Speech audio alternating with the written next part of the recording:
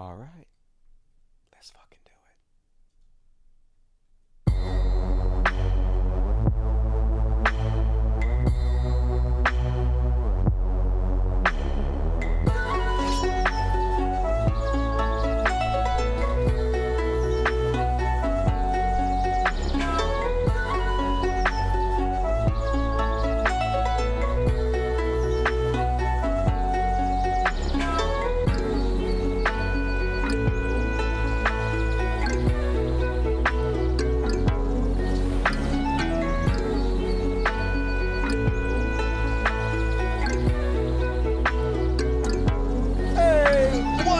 Everybody, welcome to the world's greatest show. I'm your host, Uncle Dusty. I love you. Thank you for joining me tonight. I've got a big program tonight for you. Worked all day to put it together, worked my ass off. So if you ever see me and you're like, what happened to your ass, Dusty? Worked it off on this show for you. I watched the Lady Ballers. That's Ben Shapiro's Daily Wire new movie. Holy God, I suffer for my art. You guys owe me. Gotta cover that. Gonna cover Weasel ass David Pakman. So last couple shows I've been talking about it. A lot of people in my audience seem like they're more angry at me for calling out Joe Biden for funding and being an accessory to the murders of thousands of children than they are angry at Joe Biden for being an accessory to the murders of thousands of children. Apparently I still have a lot of fucking psychopaths in my goddamn audience, so I guess I need to do a new purge. So we're going to talk about that tonight. And as I said last time, if you're looking for someone who is not really covering the Palestinian war very much, they're doing everything they can not to cover it, and they're doing everything they can to shield for Joe Biden and protect him from any criticism, David Pakman is your man. You should absolutely go watch David Pakman and not fucking me, because I don't really want you here. I've always said it from the very beginning. Your fans represent you. Your viewers represent you. That's one of the reasons I left the anti-SJW community, because I was fucking embarrassed the people I was attracting. And a lot of you motherfuckers who keep messaging me, I'm so disappointed you dusted me. You're nowhere near as disappointed in me as I am of you. I promise you. Wait till you see the fucking shit that's gone on this week. If it doesn't make you want to speak out, if you think, oh my God, stay quiet, don't talk about it, Dusty, don't talk about it, you're going to get truck collected, then fuck off, okay? You are not a good person if that is your position. So anyway, as always, folks, super chats are the lifeblood of the show, and no questions dodged, every question answered. Please support the show while you can. I have a feeling, I don't know, folks, I have a feeling like I may not be on the air too much longer. I'm not trying to be paranoid or anything, but something in me tells me that bad shit is going to happen. So please become a patron if you can, and help me out on the super chat if you can. Patreon is a great way to stay in touch if something goes wrong and I get removed or something. But over here, $, you see my mouse over here, $, click the $, and type whatever you want to. Ask me a question. Send a shout out to your pets, loved ones, children. I don't care. Whatever. A moral yourself forever and ever in the world's greatest show, and I will read it. And you'll help out me and the floating cats. And as always, we have 10 floating cats here tonight, I believe. So amazing. And all right, folks, let's go ahead and kick the show off. Most of the show tonight is going to be the Palestinian stuff, because it's really kicked off this week. It's really gotten insane. And at the very end, if you're waiting for the David Pakman stuff, it's coming at the very end. I have to lay the groundwork for exactly what I want to say about the David Pakman situation. So it's coming at the very end. So if you just want to hear that, if you're watching the replay, just skip to the end of this. But first off, we're going to do some funner stuff. Let's kick it off with some Beyond Parody. Hell yeah. Beyond Parody. Nailed it. First off, on tonight's Beyond Parody. Not that one. God damn it. Why? Did you guys see Hbomber's new video? You know who Hbomber is? Hbomber is this progressive YouTuber. British, I think, UK, whatever, from a foreign land. And did a 4-hour video on plagiarism. Did you guys know, folks, is stealing all kinds of shit from everybody else on YouTube out there? I know, shocking. Who could have possibly imagined? Blink, blink, blink, blink. I just thought that was YouTube, right? YouTube's just stealing from everybody. That's sort of the whole point of YouTube. Anyway, apparently, in some circles, it's frowned upon. So he called out a bunch of different people, mostly like 3 people. One dude who was an internet historian who I've never heard of. And then most of it was about this guy who I've also never heard of. He's some kind of gay vlogger who was just outright stealing the work of everybody else. He would just go take articles from people and just read them all verbatim like they were his. He would read books and he would just read 5 minutes out of the book like it was his and not give anybody credit. So anyway, he deleted his whole Patreon after he got caught up by Hbomberguy. He was making like $150,000 a year or some shit. And just got destroyed by Hbomberguy. And I watched the entire 4-hour video. First off, I want to say, I am so jealous of Hbomberguy. Holy God. Dude makes one video a year. One 4-hour video a year. I make 8 hours a video a week, and he makes 20 times what I do. How do I get that fucking gig? Dude's got it figured out.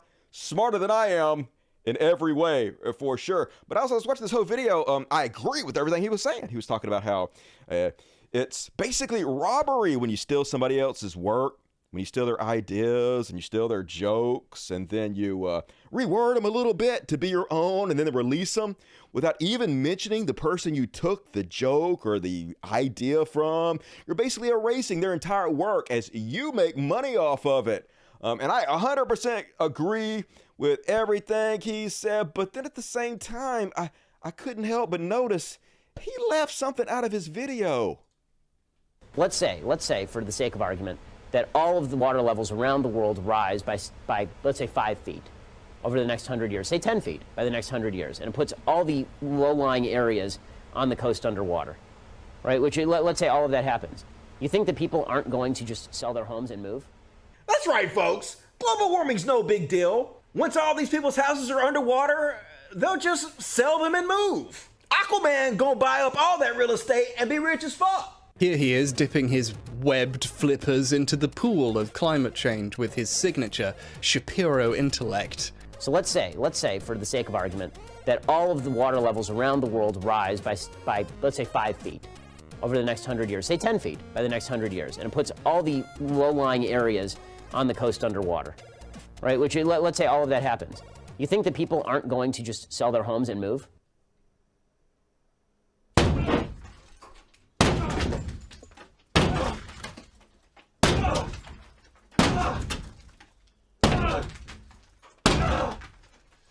Just one small problem.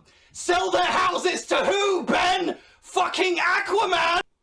He stole my joke! Plagiarism! Plagiarism! You didn't even say my name! You took my shit, H-Bomber! What the fuck? Oh my God, I'm suing. I'm suing $11 billion. Fucking suing Hbomberguy. Hell to the gnaw. Did a fucking 4-hour video about plagiarism. Hey, look at this shit! This joke he stole from me, the joke he plagiarized from me is literally the picture he uses for his Facebook profile right now. Right now, he's using a picture from plagiarism. What the fuck? Irony. It's irony, folks. God damn it. So upset. But anyway, let me just say off the bat, I am teasing. I don't care. I have no idea if he got this from me or not. Could be a coincidence.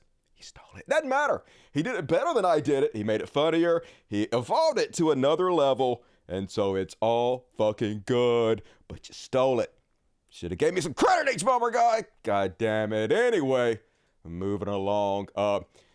This week, it was announced that George Santos is against gay marriage. Only one problem. He is gay married. Yeah, it seems like you might be a hypocrite just a little bit.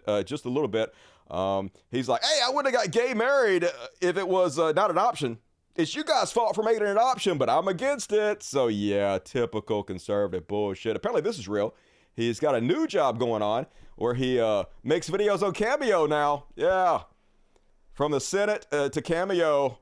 I don't even know if that's a downgrade or not, y'all. Senate's pretty trashy anyway. So, yeah. For just $10, you can get a message from George Santos. What a fucking bargain. I'm going to jump right on that shit. Stat. And then, you guys know who this is? I bet you'll never guess unless you already know who this is.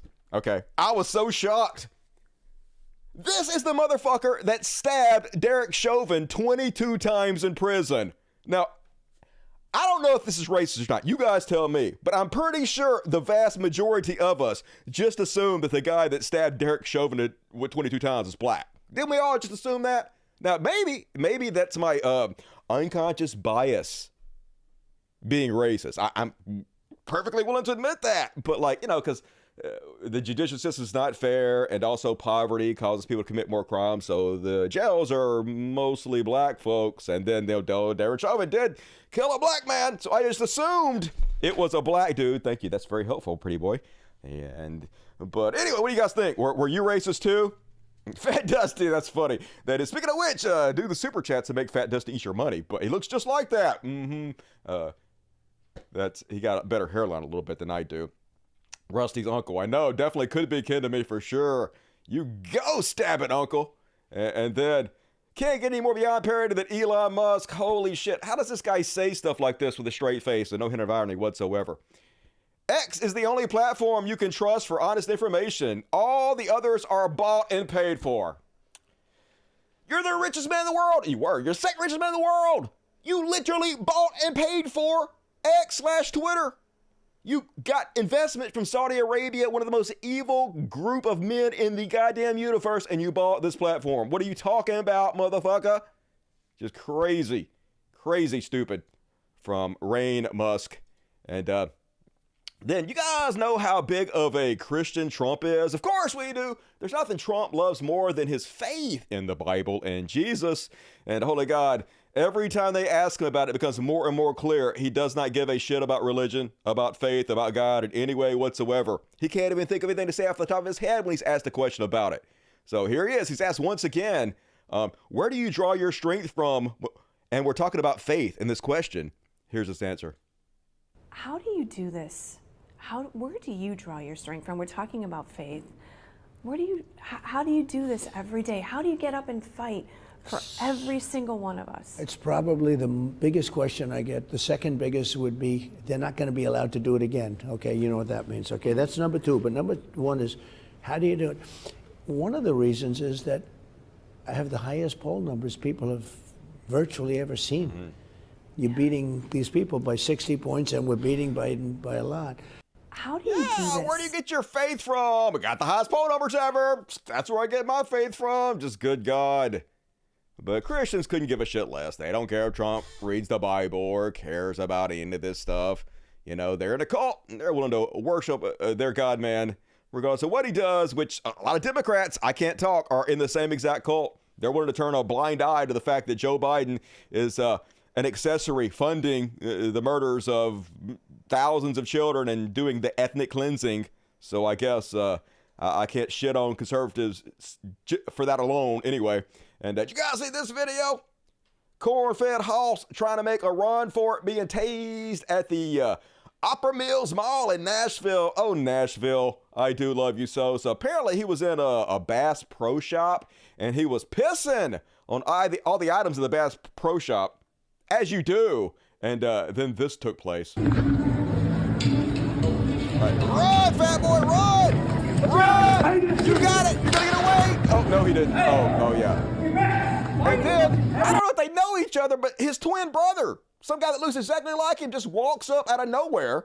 And it's like, why are you fucking with him? Do they know each other? Do they not? I don't know. This mystery is deepening. Let's continue to watch. Get back! Get back. Gonna tase you too, big boy. Nice blue jeans. I can't see either one of them because they're camouflaged, but I totally can see them because they're large. Why are you pissing on everything? You're not supposed to be pissing on things. That's against the law. At least you know he ain't gonna run anymore because he's a big boy and doesn't want to do the exercise. So this altercation is obviously over.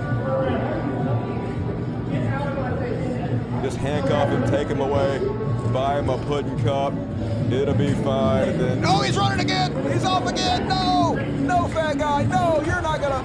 He's already out of breath. Even the doty officer. Look, he's running you down so easy. And then, yeah, oh, you fell down again. Yeah, you're out of breath now. Yeah, that's it. What did you do? You pissed on the Bass Pro Shop. That's what you did. You're not supposed to do that. That's frowned upon, apparently. And then one more on the Beyond Parody. I'm tempted not to even tell you what this video is about. Let me just play the video and let's just drink this in together. Let's go down the path and discover the mystery all at once. How you doing, man? Monster Dog with IPD. Can we speak to you for a second? We'll get you over there. Go ahead and bring your stuff. Yeah, can I ask what the problem is? All right, so someone called us. We got multiple calls about you. About something pertaining on the beach. Yes. Were you supposed to be? Were you doing something you weren't supposed to be doing? What? No. What? What? What were you doing on the beach? Like prior to coming here. Prior to coming here. There was nobody. I was just sitting on my towel. Nobody was around me. Okay, and you were over at the beach. Is that I was crime near now? the water. Near the water. Yeah. Okay. What did I do? What did I do? I thought this was So America. apparently you were masturbating on the beach. You was what?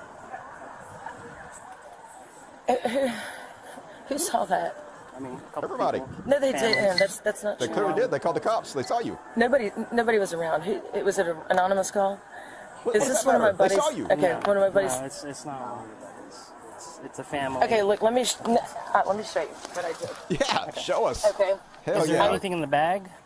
Uh-huh. No. Yes. Is it right if I look through it? I mean, if you can open it and can I see the contents? and There's stuff something in there. Yes. Is there a I vibrating don't bag? really understand what y'all are. Can You do, I, though. We're just here because someone called and we're very concerned. Okay. this and is really highly offensive to me. I got it. I know, got right? you, and that's why I'm trying to figure It's, it out. it's my offended. vibrator, but I just put it in my. I was sitting on the beach, Sure, what now? and I just. Okay. Do I get a ticket? No. That's So decent exposure. you did have a vibrator. Listen, I was sitting on the water like this, and I just put it in there, and it was covered up, and I just had an orgasm. I'm sorry, I was stressed out. I got you. Okay, just hang tight for me. I'm sorry. Yeah, I don't think she can hang tight. Okay, so what, if this is anonymous call, I mean, if nobody saw it, then they wouldn't have called, right? Yeah, right? Somebody saw. please don't do this to me. Are you serious? You did it to yourself, sort of. Hope that was a good orgasm. A family saw it. They had Clam kids. fishing.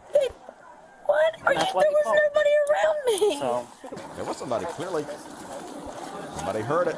Bubbles, what's it? Those tub vibrators. It's waterproof. Not that I would know anything about that. Looking through your stuff. You'll find it.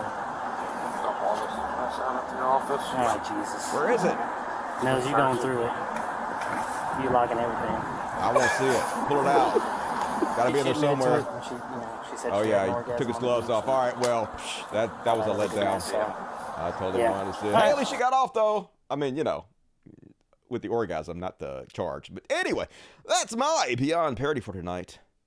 What do you think about that? Should they set her free? It's a victimless crime, I would say. Except for, you know, the children that saw it or whatever. But that's fine. You know, they masturbate too, I'm sure. Just like I did when I was a kid. Poor thing had mental issues, obviously. What? She ain't got no mental issues. She was just horny as fuck out on the beach. She's like, nobody's going to see me if I sit in the water, in shallow water, and flick the bean. She was wrong. People are paying attention, apparently. Make sure you have those gloves on. I know, right? Put an extra pair of gloves on just in case. Damn busy about it. No, mind your business. America. Let her go. Agreed. Should have denied, right? I didn't do it. Don't tell him you had an orgasm. That's not what you want. You're on camera, girl. Best story ever. Was pretty good. I did enjoy that. And, all right. Get your super chats in, folks. Support the world's greatest show. We only got a couple super chats tonight. Come on, you guys can do better than that. But for now, it's time for religious bullshit.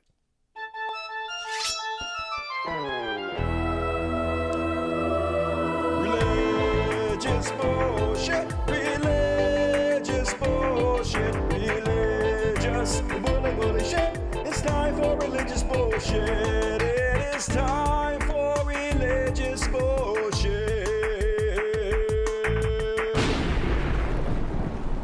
Boom, man. First off, on tonight's religious bullshit, I bet you can't guess. I bet you can't. Yeah, you can. California pastor arrested on child sex charges. Yep, always the same. Always perverted preachers raping y'all children, y'all. An East Bay pastor is under arrest, accused of sex crimes with an underage member of his church, and police believe that there are more victims. Yeah, no shit. Plenty more. Every church, pretty much. Another one, California pastor. That's the same guy. I fucked up. Got it twice. So nice, I had to report it twice. And then, I'll take shit that never happened for $1 million, Alex. So, I know you guys are not going to believe this, but Jesus Clown got invited by a bunch of celebrities, some of the most famous people in the world. He can't say who. He can't say who, y'all. But trust him, it happened. They invited him to a party, and this, in real life, happened at this party to this man. Wanted me to go to this party. It was an exclusive party. It was just in the middle of nowhere. I'm not going to say where it was at. Just tell us, Richie. I can't tell you, bro. It was in the desert? No, it wasn't. The city?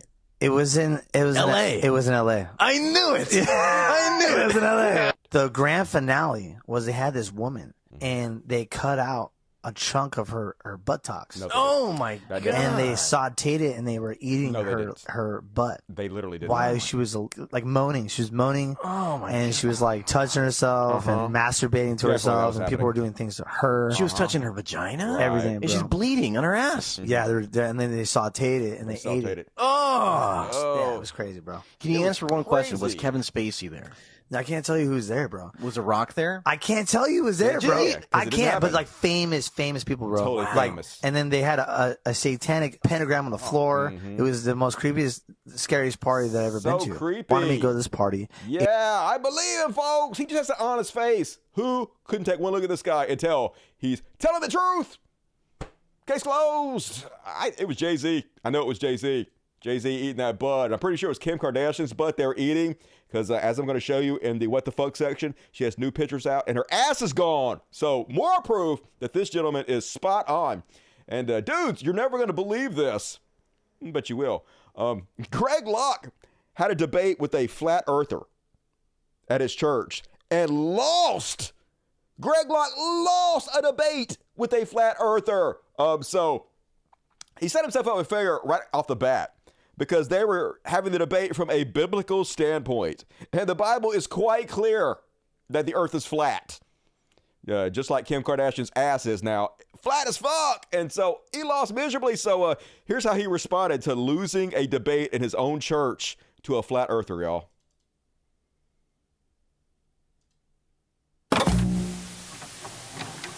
He gave you the scriptures. He gave you his version. It's always somebody else's version. Hold on. No. This is nonsense. You came up with your scriptures and gave your interpretation of them. I gave mine. I gave you the Bible interpretation. I gave you the of them. Bible. I gave more Bible than you did, for a fact, right there. All right. Oh, really?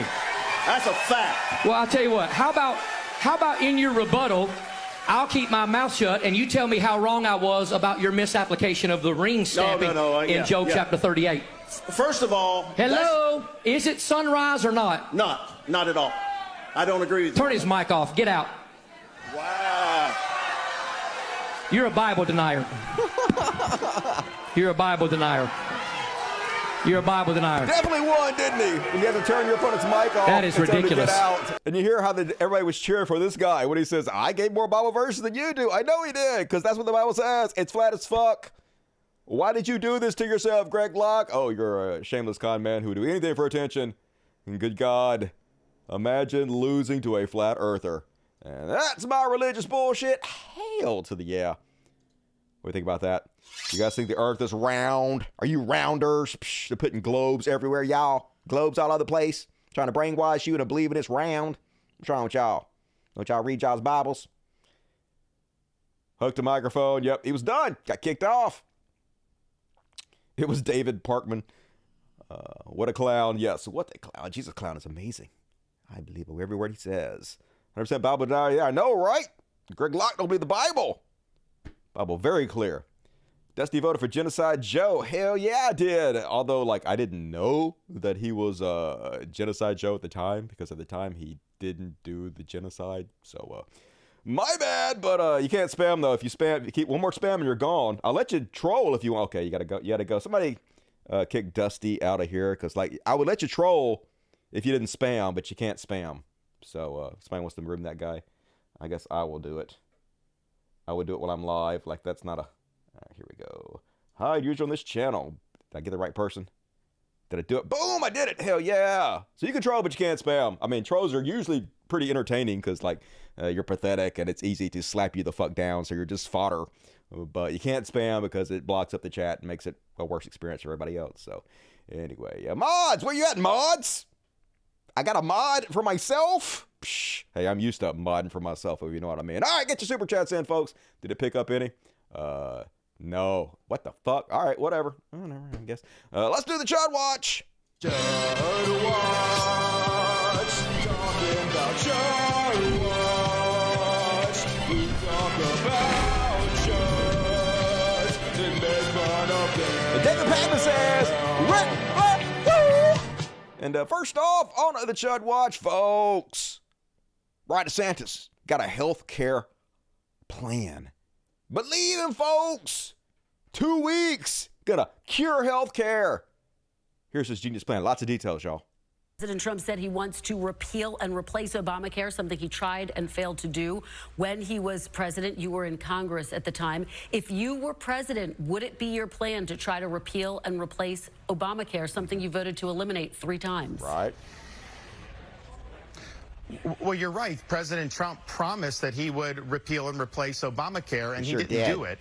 And that was a promise that he made a lot of times. What would you do, Governor? What would you do? Have continued to go up. Well, but I think it's important to point out he's running on a lot of the things he campaigned on in 2016 and didn't deliver it on, whether it's repeal and replace Obamacare, whether it's building the border wall, whether it's draining the swamp. Remember, he said he would do a special counsel against Hillary Clinton. Then 2 weeks after the election said no. Now he says he's going to do one against Biden. Understood, so but this Governor, is part of a pattern where he's running on things that he didn't do. Here's Answer what the I question. will do. What I think you're going to need to do is have a plan that will supersede Obamacare. Yeah, that they need will a plan. lower What's the plan? prices for people so that they can afford health care. Yeah, how? While also making sure that people with pre-existing conditions are protected. Okay, and how? we're going to look at the big institutions that are causing prices to be high. Big pharma, big insurance, and big government. But it's going to You're going to do price caps and stuff? You're going to do price, because I'm for that if you're going to do price, but you're not. You know you're not. You're not going to price control anything, you fucking liar. Need to be where you have a reform package that's going to be put in place. I don't think that repeating what Trump did and the failure is necessarily going to make sense. So we will address that. We will make sure that the Obamacare promised lower premiums. It didn't deliver that. We know we need to go in a different direction, but it's going to be done by having a plan that's going to be able to supersede it. And Governor, we will be working on that. I want to be clear by what you mean by supersede. Do you mean you will move to repeal Obamacare and try to replace it with something else, or will you leave it in place and make revisions? No. You will have a totally different health care plan. So what is the plan? But what You'll it will move be to is repeal it? people that will be on things like if they have an exchange plan, we'll have a plan that will offer them coverage. So the coverage will be different and better, but they're still going to be able to be covered. So we want to make sure we have as many people covered as possible at the lowest possible price. What's the plan?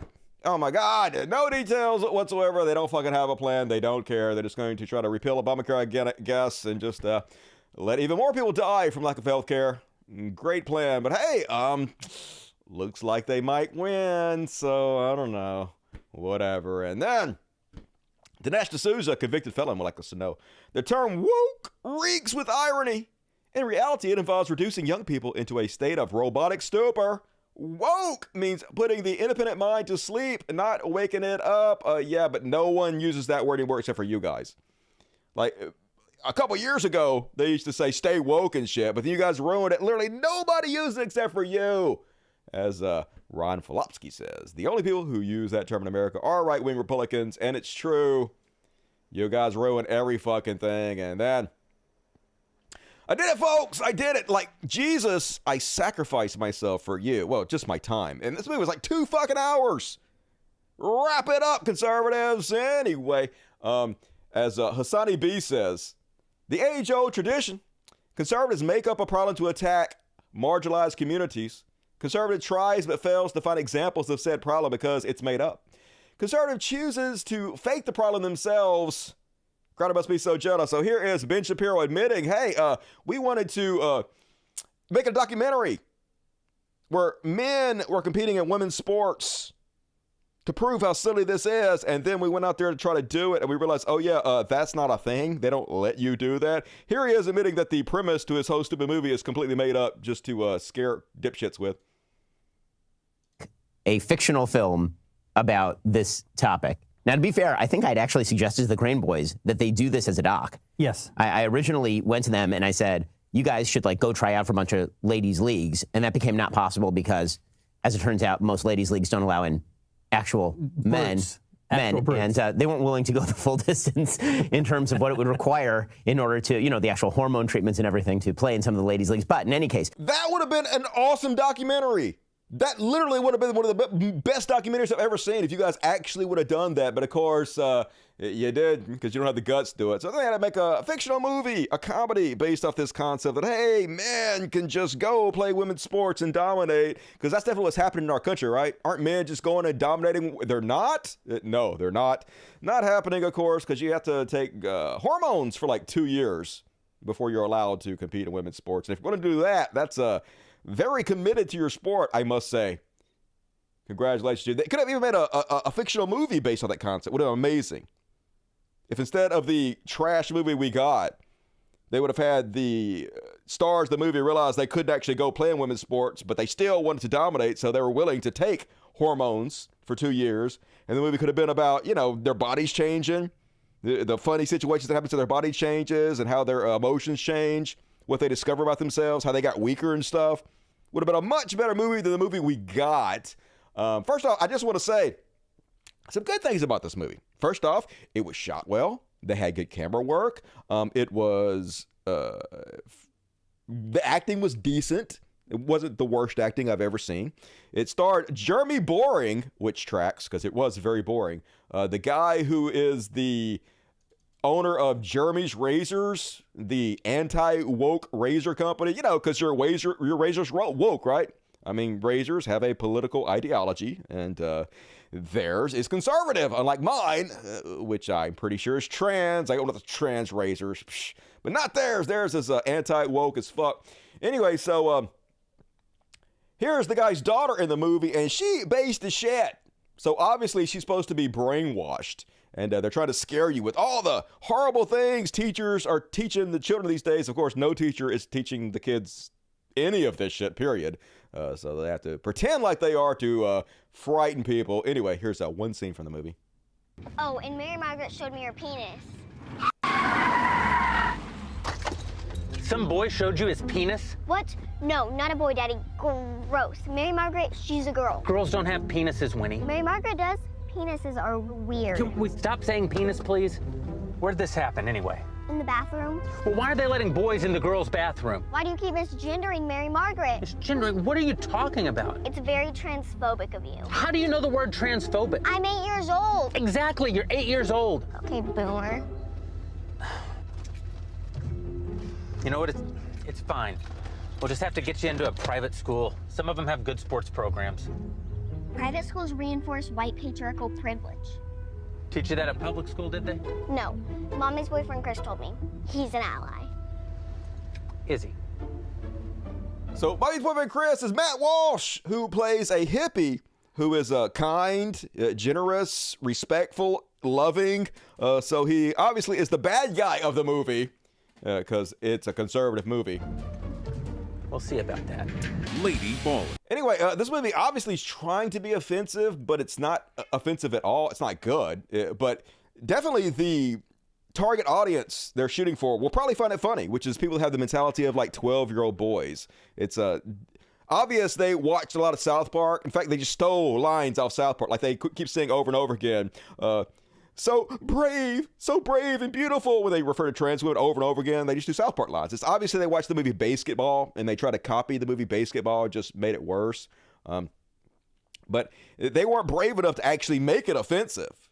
The thing about it is all the main characters are complete fucking douchebags. So when they are transphobic, they're not making transphobes look good because they're literally fucking douchebags. They're making transphobic people look bad, I guess accidentally. But there's not a whole lot of jokes in this movie. It's mostly people getting punched in the face and kicked in the balls and falling down and stuff. pretty terrible. Let me see right here. All the shit I watched. Lady Ballers. There we go. And before you ask, I deleted it already, I guess. I deleted it already. That makes sense. Why would I not delete that immediately? Anyway, I pirated it. In case you're wondering, I would never pay to see that movie, and I didn't pay to see the movie. I only watched it. I only suffered for you guys so we could discuss it. But if you want to watch it, go ahead. But there's like no jokes. There's nothing going on. It's long. It's dull. And it's exactly what you'd expect from Ben Shapiro and his crew. That is my Chud Watch, short but sweet tonight. Did you guys see it?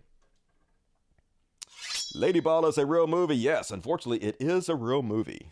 I guess it's not the best, that's for sure. Let's watch it on stream. They'll probably ban me, though, if I watch it on stream, I'm guessing. I would if I could get away. Actually, I wouldn't watch that movie again. I wouldn't put you guys through that. It's really not worth watching. There's no jokes in it, really. It's just, I mean, like, at one point, I guess, when the teachers has, like, 3 masks on, that's what they count as a joke, I guess. But other than that, it's just people getting punched in the face and falling down and making goofy faces and stuff. So, not recommended.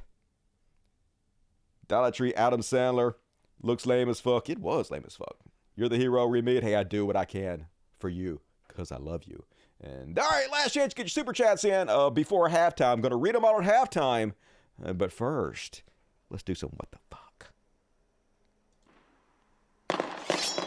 What the F? And one of the most pleasing videos I've seen in a while, folks. Do you guys love schadenfreude? Do you love seeing people get their comeuppance? Do you love seeing douchebags on a plane get owned? I know you do. So he messed around and found out this tough white guy on a plane writing checks his ass can't cash. Where I'm from? What are you from? What? What are you from? What am I film? Yeah. I'm finna film my ass whooping in a minute. Oh, film your ass? Oh, yeah. Funny kind of, yeah. I'll beat your ass. Yeah, what's up? I'll knock you out for sure. Oh, yeah, for sure. But for sure, man. Yeah, for sure, man. We'll get out, we'll get your camera off. Shut up, nigga. Watch out. What the fuck? Watch out, nigga, before I knock you out, nigga. Yeah. You gotta bounce. What? Yeah, well, cocksucker, get out fucking. I'll knock your ass. Yeah, you're drunk, I'll knock you out. Come on, cocksucker, we'll have a one-on-one, eh? When? Right now. Ladies and gentlemen, please remain seated. When we get off. For your cooperation. Hit me. Hit me. Hit me. I'm gonna beat your ass. Hit me. Hey, get your bitch ass up, nigga. Yeah, get on camera. I told y'all. Next thing you know. Right? Pussy, nigga. Fuck, nigga. Fucking Vegas, you asked for. What do we learn? Nigga just made me smash him. They not even kicking him off the plane. They kicked the other guy off. See ya. Hey, baby, let me kiss. What happened? You're alright. I'll give you that. Yeah, I know. Yeah, I know. You were right. I'll give you that. You were right. I know. Yep. Dumb, drunk asshole. Got whipped. And then on the what the fuck. Load up. Oh, shit. Like I said, you guys. Jesus Clown was right. Because look, what happened to Kim Kardashian's ass? I got a theory. Clownfish was hanging out with Jay-Z and Tom Cruise, Tom Hanks, Tom Selleck. All the Toms are there. And cut off her ass, y'all. That's the only thing I can think of. And also, this don't even look like her. What happened? She looks totally fucking different. It's weird. They can just like change how they look. They're like chameleon lizard people. They can lose their asses like a salamander loses its tail and shit. Just what is going on? And then on the what the fuck. Like if you guys pay for a cruise ship, you know, you gotta have like plane tickets because you can't depart from like Iowa, right? You have to fly to fucking Florida. You might want to be on time to the dock. These people fucked around and found out and got there 20 minutes late. Let's see how they take the news. My booking number is 4, V as in Victor, G as in George, Q as in Quick, X as in X-ray, Q as in Quick.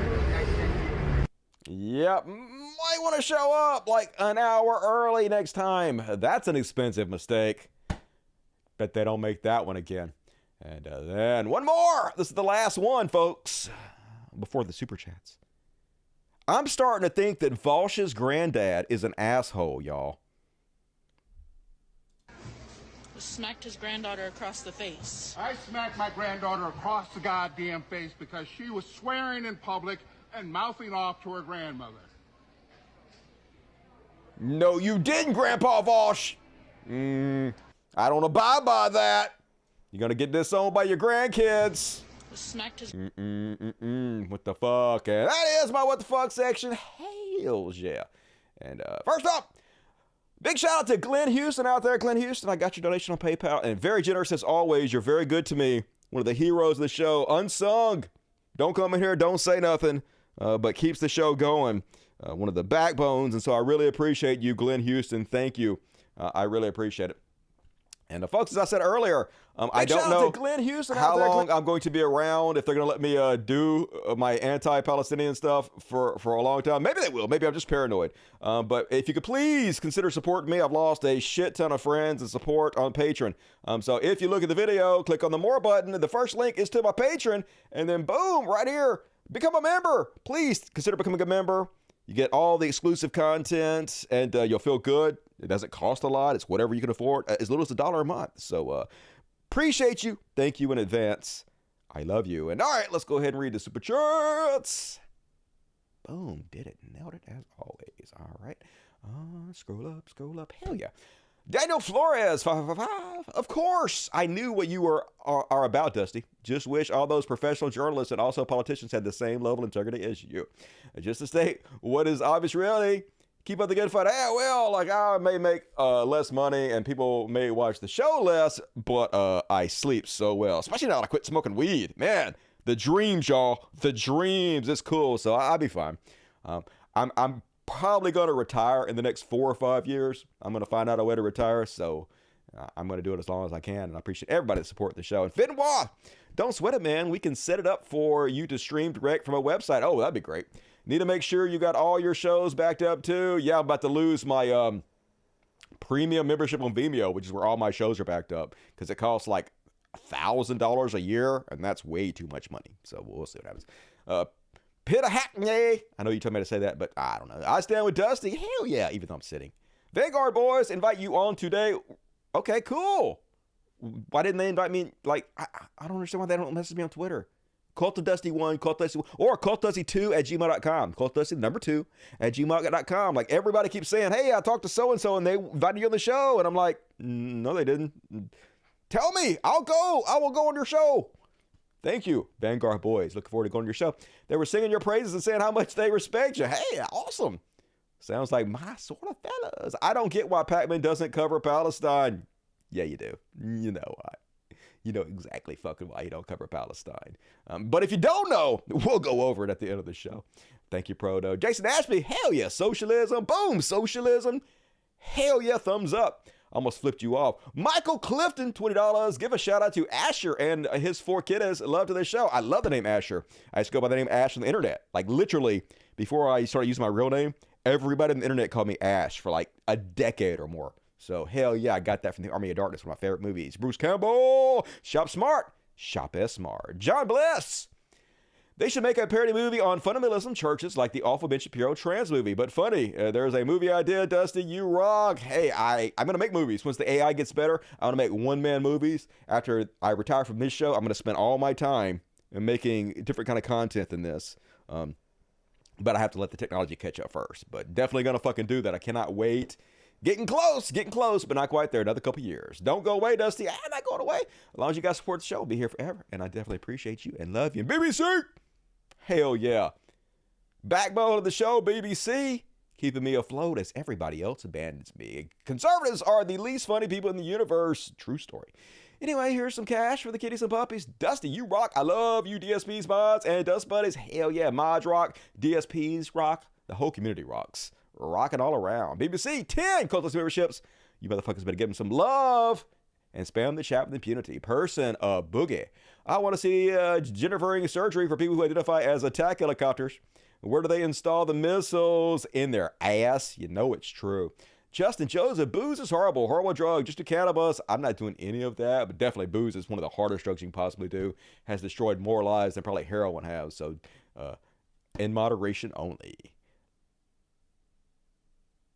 Gifted 5 Cult Classic memberships from Dour Panda, another socialist hero of the show. Good to see you, Dour Panda. Appreciate you. Water poloers are catching a bit of dusty on my lunch break. A bit povo at the moment. I so please accept my humble dollar. I guess you mean poor? Either way, I will accept it. Your offering is delicious. And Anthony Cannon, $5. BJ from a twink in my car and lay from a woman I met while clubbing. Last Saturday owes me nothing. Hope yours was great. That's great. Hell yeah, you got a BJ from a twink in your car, okay, and a lay from a woman I met while clubbing. Hell, you're doing great then. I jacked off a bunch of times, so I'm right there with you. Like basically the same thing, to be honest with you. Water polo, get a wood. Hell yeah, thank you, Water. Anita Wood, if she could. $2. Thank you, Anita. Jason. Hell yeah. Jason Ashby, 5. Another 5 from Hero Jason Ashby. And I'm still a patron. Hell yeah, I know E's still with me. Fuck yeah, E. If you want to get a hold of me, email me.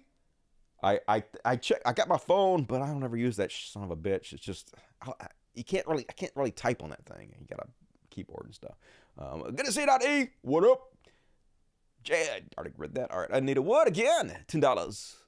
We'll follow you anywhere. Hell yeah, I appreciate it. But like, not everybody will. So if I got canceled on YouTube, that'd probably be the end of it for the most part. I guess we'll see what happens. I ain't too worried about it. Whatever happens. I'd be an excellent greeter at Walmart. I'm old as fuck. I can probably get the job. It's payday. Take my mother's super pittance. Hell yeah, thank you. Rocks1FSM. How you doing? To you and chat family, WarriorTableSoccer.com. Help me in my side hustle. All right, everybody go to WarriorTableSoccer.com. Whatever the hell that is. And thank you, Rocks, and thanks everybody who donated to the show tonight. Still plenty of time to get super chats in. We're going to read all the rest of them at the end of the show. If you guys can make it to the show. Because now it's time to get super depressed. But it needs to be covered, folks. A horrible, horrible week in Palestine. So let's do it. Free Palestine! So, folks, I am not trying to spread conspiracy theories. I'm not a conspiracy theorist. Everything I'm about to tell you is admitted by the Israeli government. I'm just showing you the news clips of what they say themselves, okay? I'm not trying to invent anything. I'm not trying to mislead you. So first off, did Israel know in advance that the October 7th terrorist attack was going to happen? Did they let it happen on purpose? That is a big question swirling around. And here is what they have to say about it themselves. According to the New York Times, Israel obtained Hamas's battle plan for October 7th more than a year in advance. And I've seen some of the documents myself. I mean, the ones I saw were dated October 2022. The Times points out that the Hamas documents that they saw are shockingly close to reality. They called for a barrage of rockets at the outset of the attack. Hamas did that. They called for breaking through the wall. Hamas did that. They called for entering via paraglider. Hamas did that. They called for entering via motorcycle. Hamas did that. Mark, do you know why this document was dismissed? Well, it's clear there was an amazing mishap, a failure. Oh, there's no excuses for it. Mm-hmm. And we have to look into this.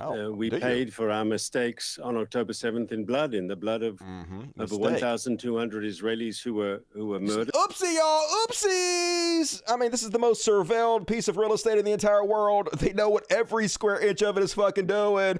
Oopsies! We had no idea. Yikes!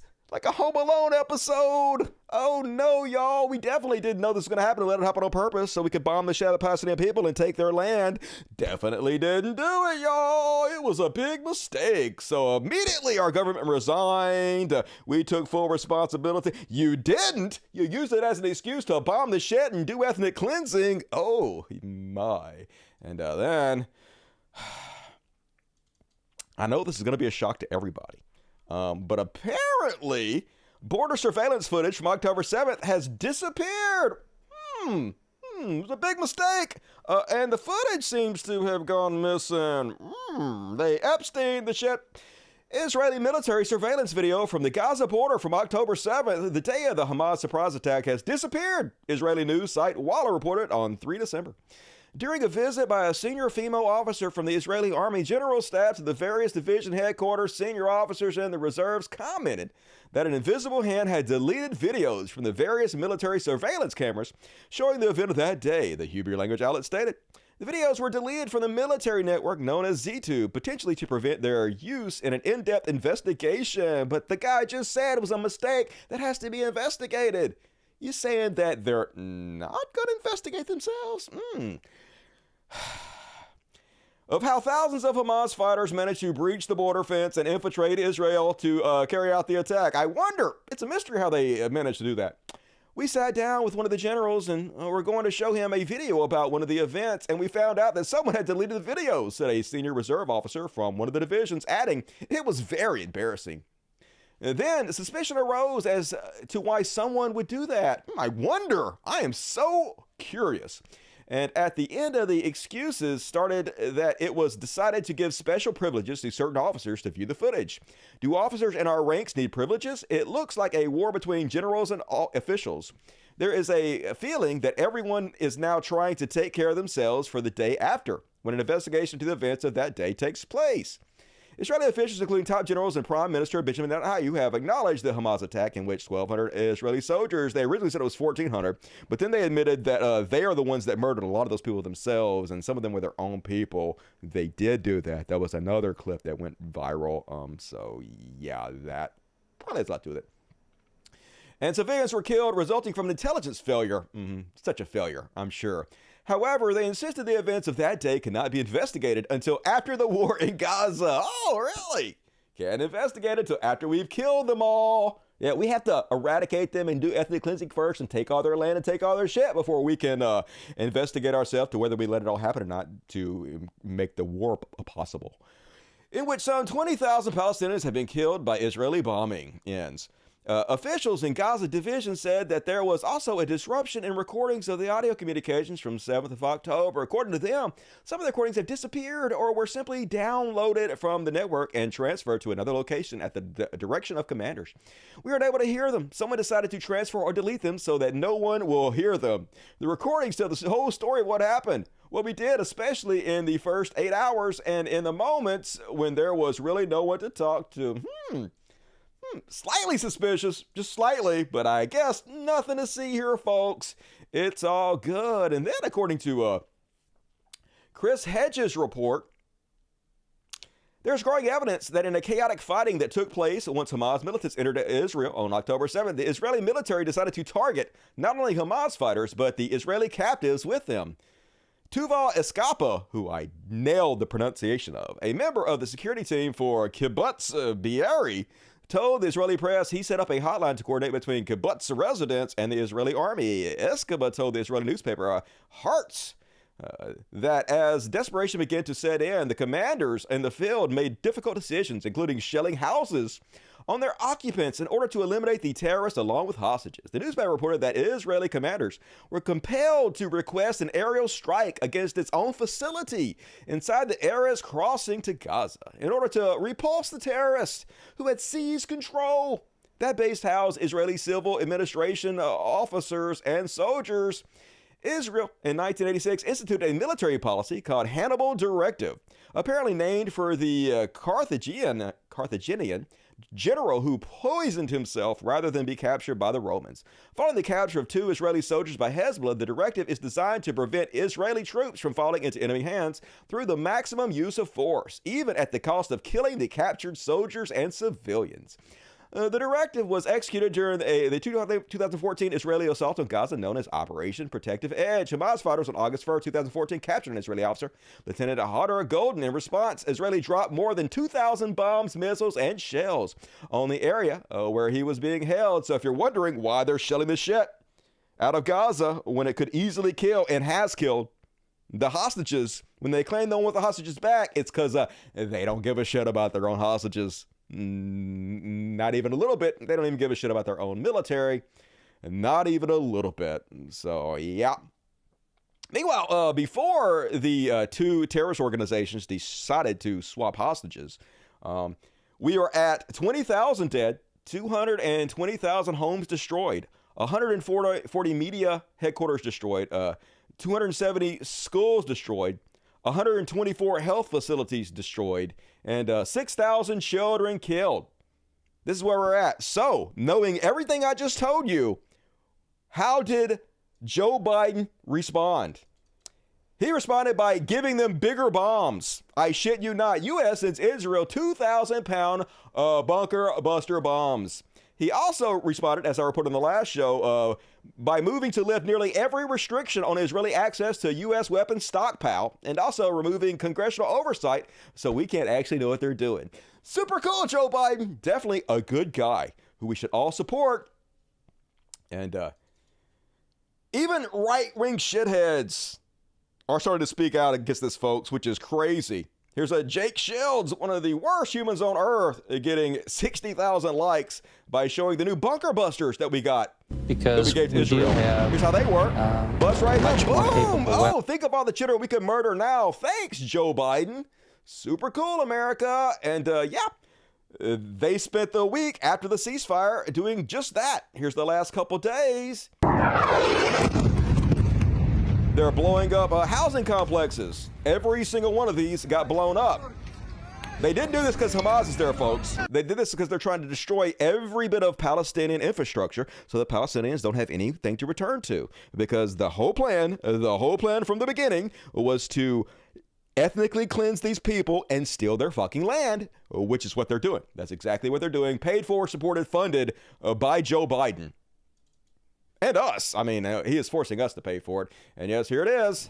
Every one of those buildings where civilians lived, destroyed by our bombs. Joe Biden did that.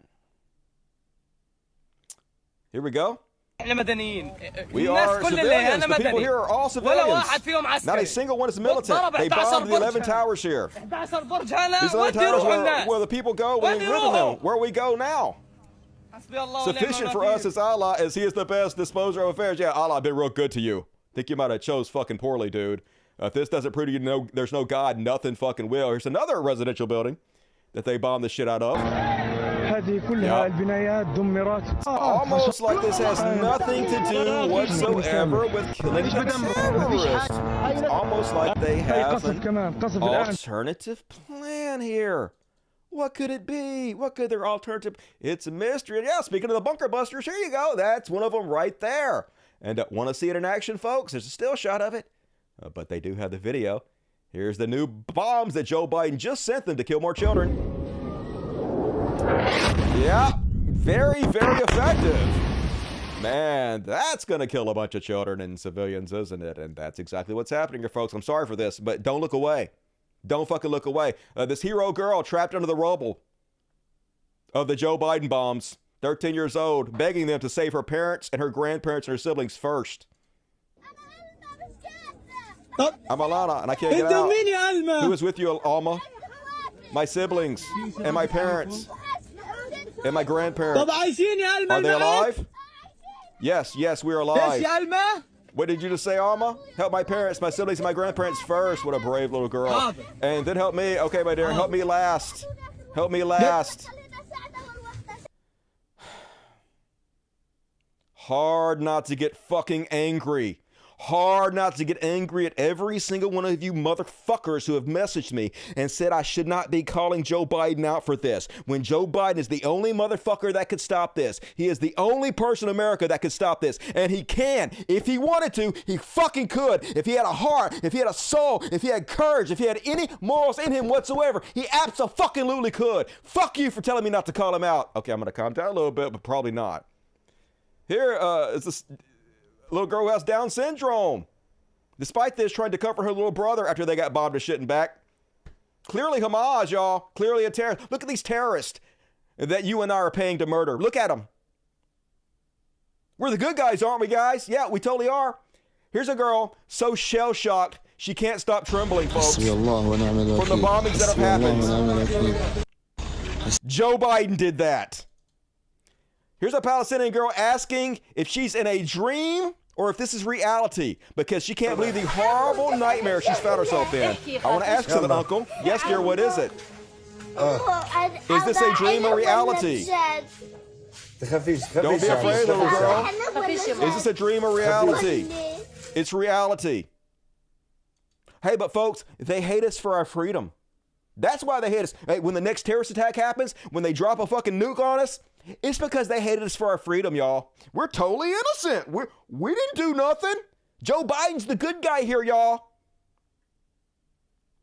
And once again, all the motherfuckers messaged me saying that, hey, I'm saying that you shouldn't vote blue. I'm not fucking saying that. We're going to get that to the end. Obviously, you guys are not listening or something, but it is not a foregone conclusion that Joe Biden is going to be the nominee. It is only a foregone conclusion if you guys don't fight to make sure he's not. If you guys continue to tell me, hey, there's a 100% chance Joe Biden's going to be the nominee and there's nothing we can do about it, that's a self-fulfilling prophecy. If we all get up and make it fucking happen, we can make it happen. And right now is the goddamn time to do it. We'll get into more of that in a minute. Let me make you angry more. I can't even show you that one. Okay, I can't show you another chub. I won't show you that one, folks. Israeli told people to evacuate the South, and then they carpet bombed the South, folks. They carpet bombed these little children. They carpet bombed the people. They told them to move to where it'll be safe, and then they bombed them with our goddamn bombs. Joe Biden did this. A boy crying after his brother killed by Israel. Where can I get another brother like you? Please bury me with you. His brother Saeed is inconsolable. Still Yeah, I bet. covered in dust. He says his neighborhood was completely destroyed. The West is supporting this. Our tax dollars. Here you go, folks. Look at it. Look at it. You motherfuckers telling me not to call Joe Biden out for this. Look at it. And decide if you have a soul. Decide if you have a heart. Decide if you have anything inside you that is good or not. And if not, fuck off. Go to goddamn David Pakman. He'll accept you with open fucking arms, but I reject you.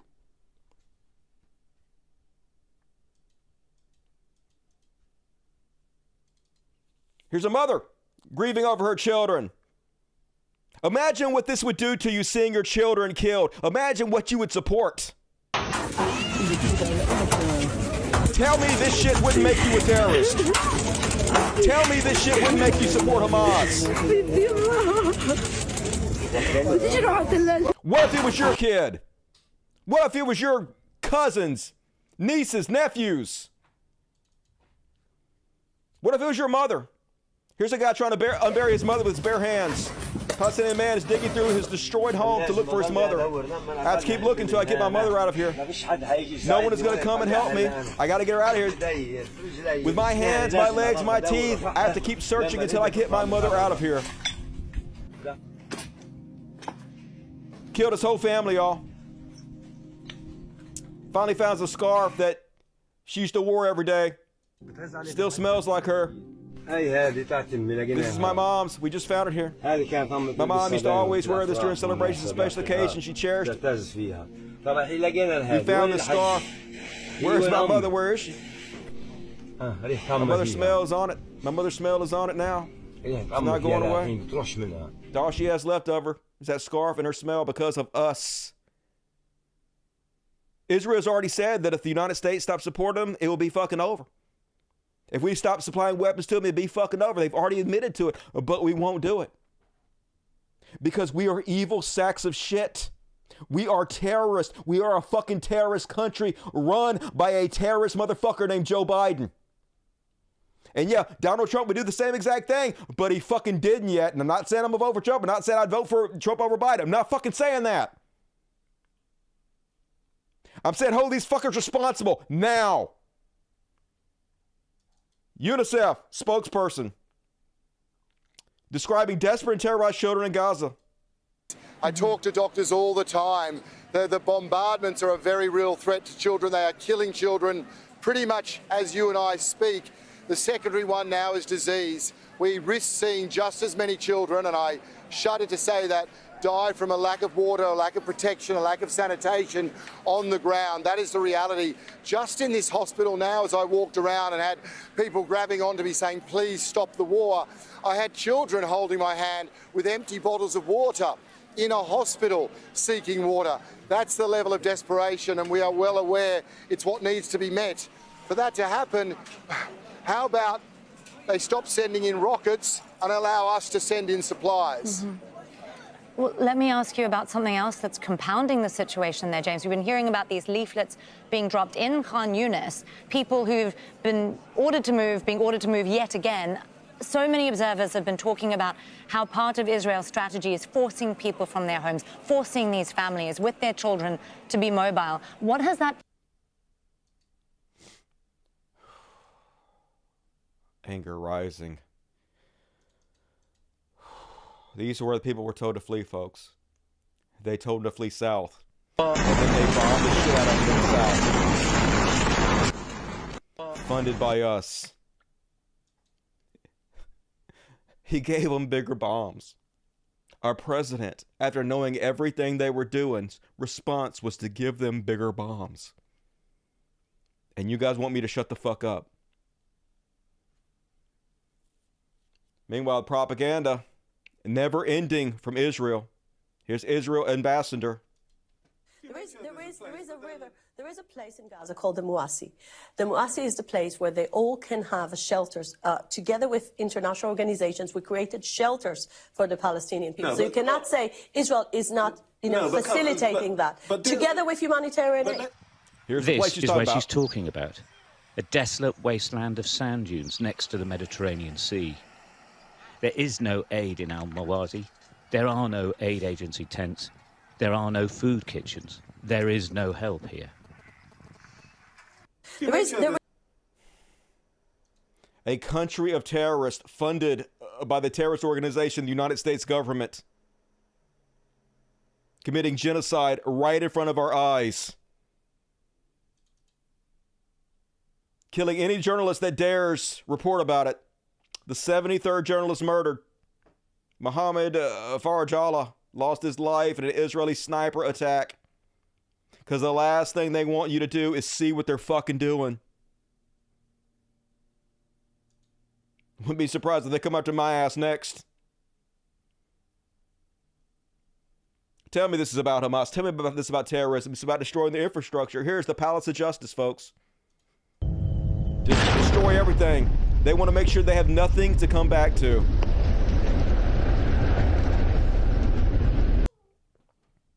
Meanwhile, putting their dick in our faces, putting their dicks in our eyes. Here they are taking pictures. Yeah, look at them. Look at the heroes before they blow it the fuck up. Israeli soldiers took victory images inside the Palestinian Supreme Court before blowing it up into pieces. This proves the facility constituted zero damage to the Israeli military and no militants were hiding inside it at the time it was destroyed. Has nothing to do with that. If you can't see what is happening, you don't want to see. Or maybe you just don't care. Maybe you like it. Maybe you think it's just. Maybe you think this is what should happen. Maybe you think Israel has a right to murder anybody they want to and take whatever the fuck they want to. I think a lot of you do think that. Israel certainly seemed to think that.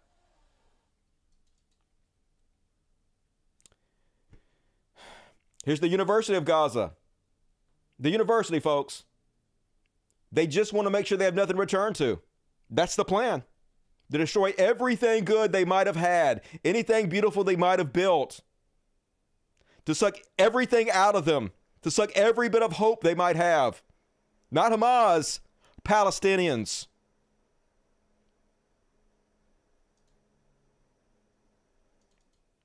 And here we are in 2023. It's like a futuristic nightmare, a dystopia. They're sending drones in, telling the people, the children, that they're going to kill them if they dare try to fight back.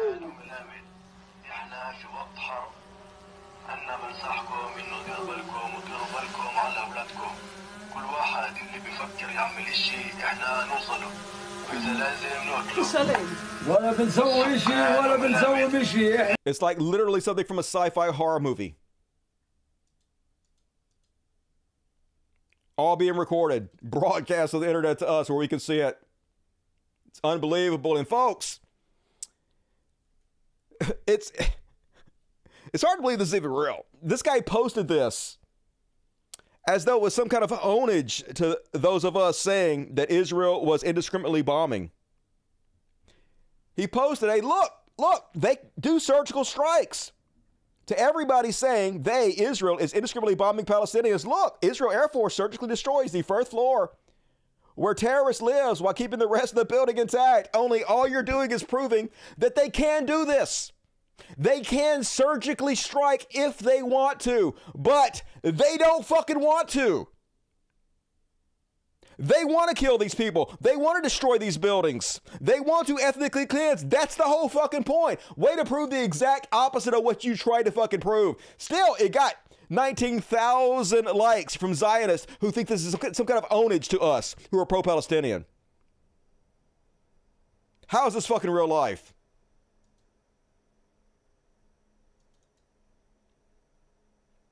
And don't look away, folks. History has taught us that when terrorists don't pay a price for their terror, they cause more chaos and death. Says the man who is not holding the terrorist Israeli government accountable for shit, instead is funding them and giving them bigger bombs. Yes, Joe Biden, your terrorist ass should be held accountable. You should be tried at The Hague and if found guilty. And more destruction. They keep going. We are the people of the light. They are the people of darkness, and light shall triumph over darkness. I never really thought that I would see and have confirmed pictures of terrorists beheading children.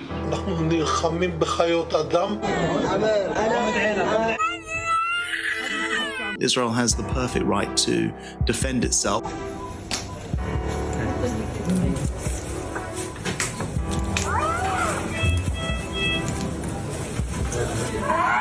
So we're not bombing civilians. Our only target is Hamas facilities. Excuse me? You are bombing them. Israel does have that right to defend herself.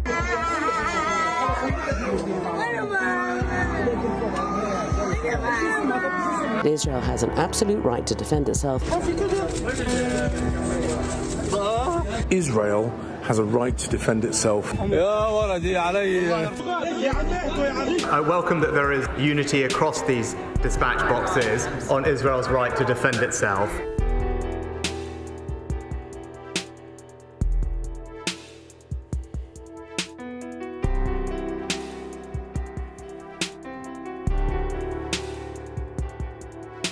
Israel has a right to self-defense.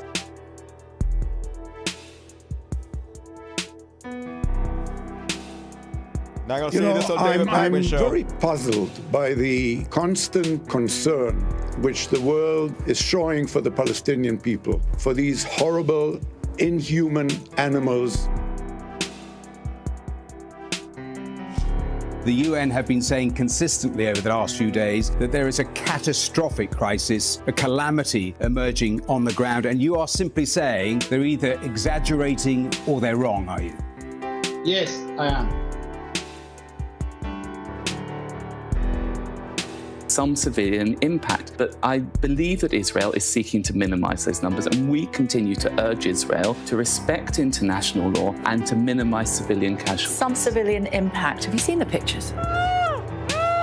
2,000 children have been killed in the bombardment, with more than 800 others buried in the rubble. They are clearly not Hamas terrorists, so how do you think that can be justified? It is a true tragedy what is happening in Gaza today. However, it's not Israel's doing. What's the view on the humanitarian crisis in Gaza this morning? There is no humanitarian crisis because there is no.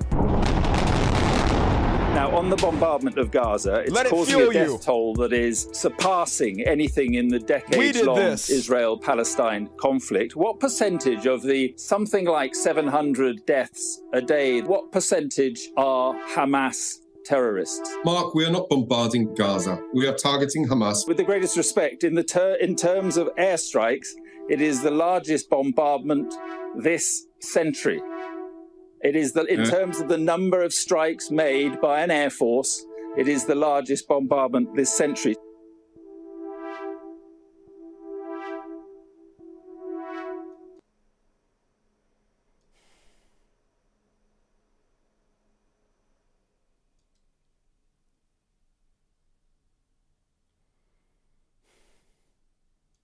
Meanwhile,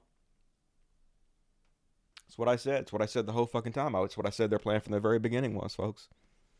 Netanyahu is shopping around a proposal to U.S. congressional leaders to thin out Gaza's population and expel the surviving resident into neighboring countries.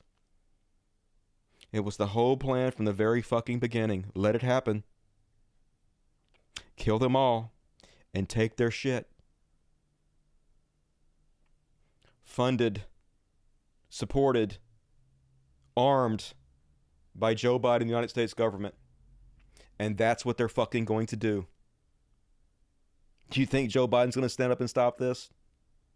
We saw what his response is after the 5,000 children were killed. He gave them bigger bombs. You think he's going to stand up and stop this? No, he's not going to stand up and stop this. And every day goes by, these pictures, these videos are all over the internet. All over the internet. Every day that goes by, his numbers are dropping in the swing states. You think young people that see this on their social media are going to vote for him after this? They might not vote for Trump. A lot of them will. Trump is ahead in the polls with young people. The same demographic that got Joe Biden elected, that and the Muslims in the swing states. You think they're going to vote for him? Seeing this day after day after day, it's not going to end anytime soon. It's going to take a while to ethnically cleanse all these people. It's going to get worse and worse and worse. And meanwhile, I've been saying, hey, I think the people in Israel don't really support this. I've been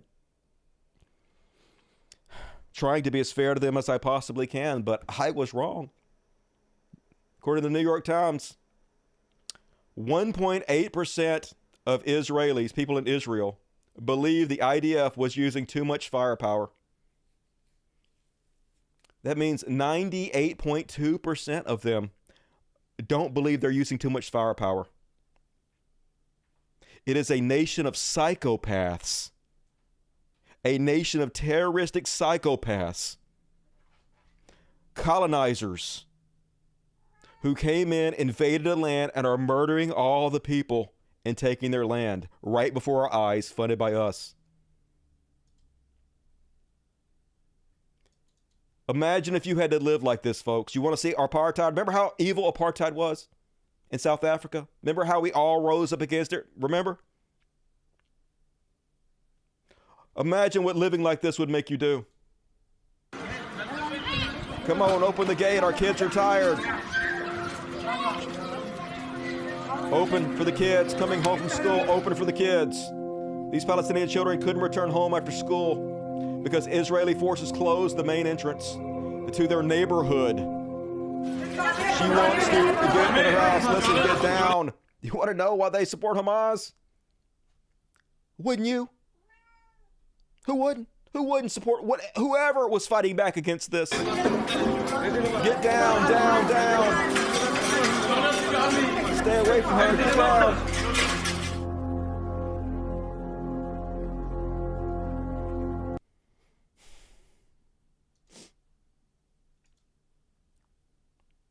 Meanwhile, in Israel, they're flooding into the Beyonce movie. Here's the people really afraid of being murdered by Hamas. Look how terrified they are, folks.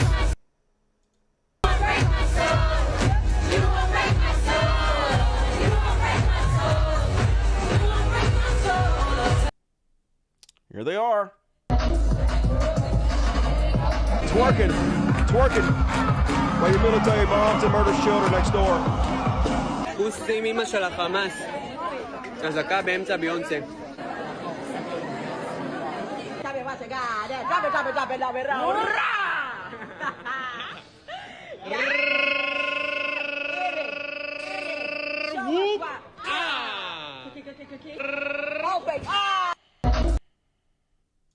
It's really the Hive winning this.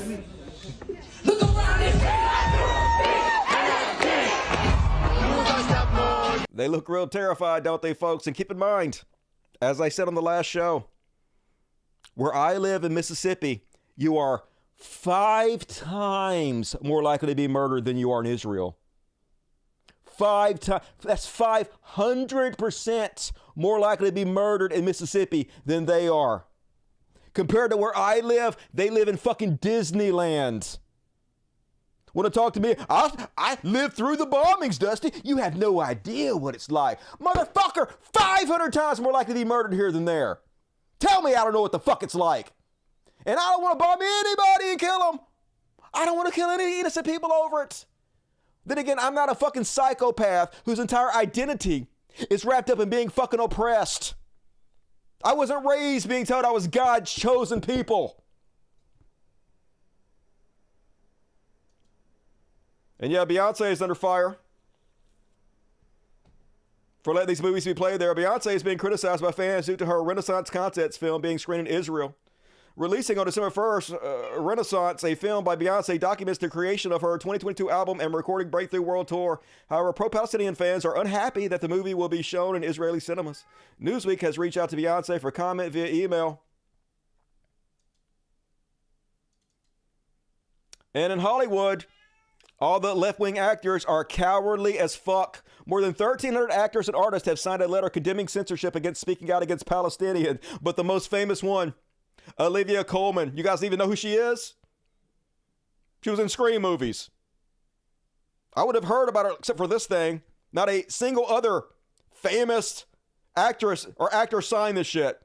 You fucking cowards.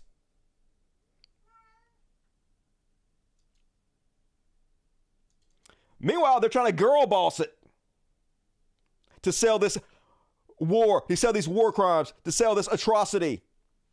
Lioness of Desert inside Israel's all-female tank unit, taking on Hamas terrorists and led by British Captain 20, who says her world is a dream come true. Oh yeah, it's my dream to murder children. It's my dream to commit war crimes. You go, girl. Yeah, women carrying out massacres is not a victory for feminism. This is so sick. And yes, we're dealing with psychopaths. Here's the Israeli soldiers riding stolen bicycles from Palestinian homes they destroyed. Woo! Having a great time murdering kids, aren't you? Look at these kids' bikes we just stole that we killed. Hooray! Hooray for us!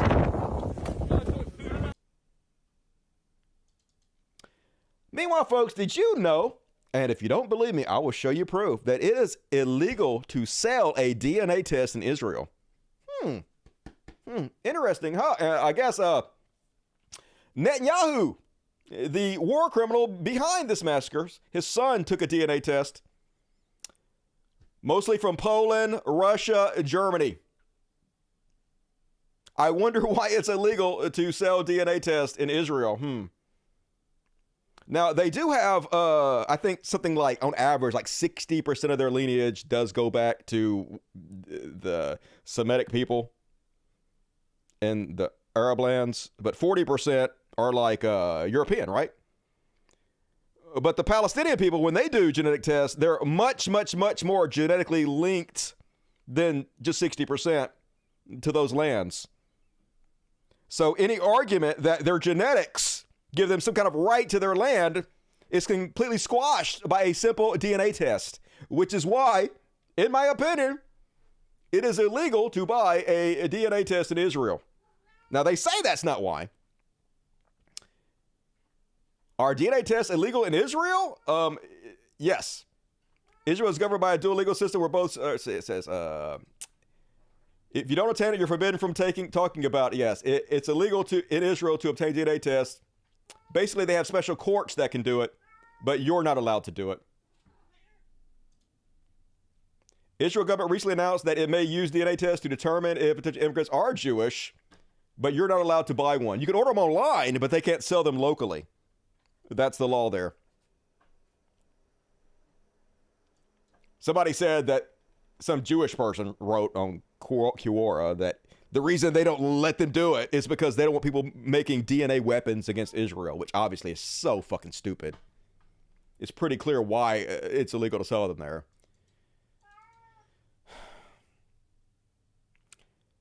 And here's how consent for war crimes gets manufactured in real time, folks.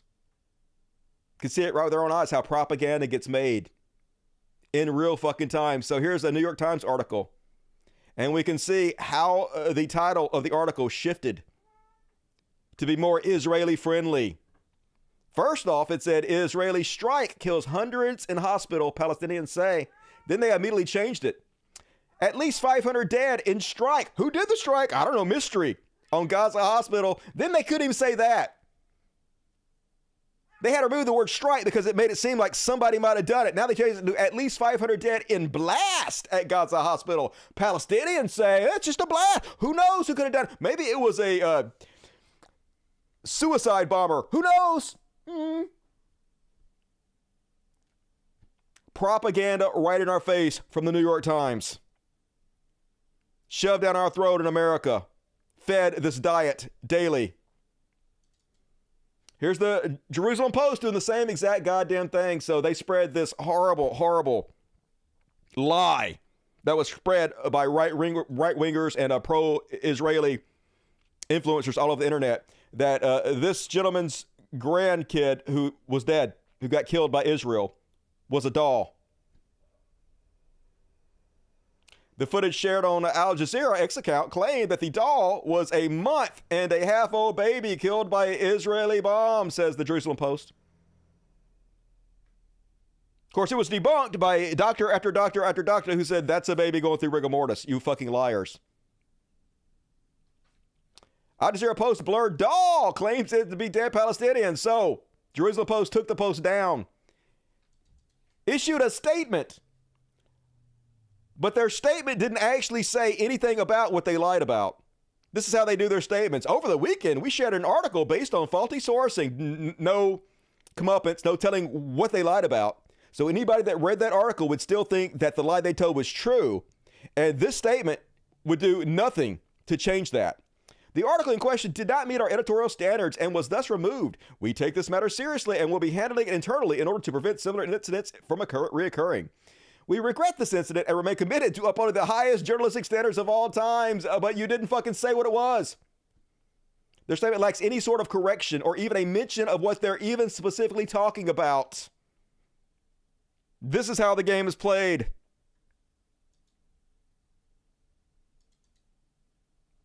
Meanwhile, they're so freaked out in this land that is 500% safer than Mississippi that they're killing their own people now, folks. Apparently, this man on his knees, this Israeli man, thought he saw a terrorist, took his gun out to go confront the terrorist, and other Israelis shot him. The IDF murdered this man on video. I'm not going to show you the video, but he's got his hands up saying, I'm not a terrorist. And they shot him anyway multiple times and killed him. This is how freaked out they've got these people. This is how paranoid they are. This is how scared they are. Even though they're 500% safer than I am right now. Just the craziest shit. Meanwhile, our politicians could not give a fucking shit less. Here's Lindsey Graham. That too many Palestinian civilians have been killed. Do you agree with that? Look at him. He sniggers. He sniggers at the thought. He laughs at the thought that too many Palestinians have been killed. That too many Palestinian civilians have been killed. Do you agree with that? Well, tell us how to do it differently. Yeah, Okay, never. I will, but you know, what is too many people dying in World War II after Pearl Harbor? Did the American public worry about how many people were dying to destroy Tokyo and Berlin? I know this is not the same, but yeah, we just made a movie about that. About the horrors of dropping a bomb on a civilian population. About whether that was the wrong thing or not. The very man who invented the bomb went to his grave suffering with guilt and nightmares about it. Lindsey Graham.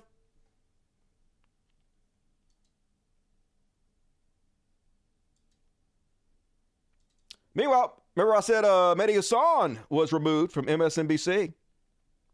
Some people were claiming it was because of ratings. Turns out, not so fast. Sunday, June 18th, scoreboard. Fox News is now number one in total viewers. Mehdi Hasan climbs to number one at 8 p.m. among adults 25 to 54. The Mehdi Hasan show, Sunday at 8 p.m., 2 straight months in total viewers. Continues winning streak over CNN. They're bragging about his ratings, folks, and yet somehow he's gone. Because he dared humanize the Palestinian people. He dared tell the truth. He dared hold people account. This is why I'm worried that I might not be long for this world as far as this show goes. They're trying so hard to stop anybody who dares speak the truth, who dares to call them out, who dares to put the spotlight on them. All I'm saying is, like, support and enjoy it while you can. Meanwhile, lots of really good Jewish people out there trying to speak out, trying to do the right thing, trying to save as many people as they can, like this beautiful young woman, sexuality scholar, but very well spoken, and I feel you on this one. This one goes out to all the Jewish people, all of my fellow Jewish people who are watching their family members and loved ones and people that they have respected and admired over the course of their lives justify the mass murder of children and the ethnic cleansing of a vulnerable population. I feel you, babe. I feel this distress. It sucks. It is painful and devastating and confusing to hear your aunts and your uncles and your cousins and your parents and your grandparents and your siblings say, oh, no, it's actually okay that we're killing them. It's actually a good thing that Israel is killing them. We should want this murder to be happening in our names. It's brutal to have to see this kind of unanticipated amorality from the people we love and know and respect and were raised with and by. It is baffling and isolating and heartbreaking, and I just want you to know I'm here with you. This pain that you're holding, this confusion as you're witnessing your family justify a genocide, wholesale accept or even endorse mass murder, if you're thinking to yourself, how is this possible? I thought I knew these people. They raised me with these values. They raised me to be a humanitarian person. They raised me in the ethos of Tikkun Olam. How are they possibly justifying this to themselves? If you're asking yourself those questions, if you're feeling this isolation and heartbreak, I love you, I am here for you, I am with you, and we can be each other's chosen Jewish family. Yep. Gonna have to find your own new friends, your own new family, because a lot of people, unfortunately, turned out to be pieces of trash. A lot of my audience turned out to be fucking pieces of trash. And it's time for Purge Round 2. I used to think I wanted a bigger audience, but apparently my audience is already too fucking big. Apparently it needs to be smaller. So I guess I'll have to fucking work on that. Meanwhile, at least some lighthearted videos to try to point out these horrors, but also make it funny. Dude, what the hell are you doing? Defending myself? What's it to you? You're gonna kill him. Oh my God. Why do you hate all followers of my faith so much? What's happening? You criticizing me means you hate me and all adherents to my religion. I couldn't care less what religion you are, buddy. I just want you to stop beating that guy to death. Ah, you see? Defending him. That means you hate us. That's not true. I detest what you're doing in our name. Well, that's because you hate yourself. Mate, this isn't about your religion. Just be reasonable, yeah? La, la, la! La, la, la! They're doing it again. Yeah, sorry guys. If you criticize him, you're anti his religion. So. But that's ridiculous. Like, it is a bit ridiculous, isn't it? Want me to tell everyone what you did to my grandparents again? He's right, you're wrong, move along. Oh, and both of you just lost your jobs. Yeah, pretty much. Turn a blind eye. I love this troll in the chat. This is a great opportunity to address this fucking stupidity. Biden isn't waving his magical wand to control Congress. Israel, therefore it's his fault. Welcome to the world of stupid. Get rid of Biden. The next person can't do shit either. Okay, so stupid. So first off, Biden is the one that personally requested the $14 billion to go to Israel. Secondly, Biden has a line item veto. He can actually veto the spending if he wants to. Literally, to stop this, all Biden has to do is come out here and say, hey, Israel, stop what you're doing immediately. Stop the indiscriminate violence immediately. Stop the ethnic cleansing immediately. If you do not, what I'm going to do is I'm going to defund everything you're fucking doing, and then we're going to go to the UN, and I'm going to stop vetoing all of the war crimes, all of the objections to what you're doing that they're putting forth against you. Thirdly, we're going to go to The Hague and we're going to put you up for war crimes at The Hague unless you fucking stop immediately. He could 100% do that. If you say he couldn't, you are fucking lying. It's just trash arguments. But hey, thank you for saying that stupid shit so I could slap you in your dumbass fucking mouth. And let's move on to the next video.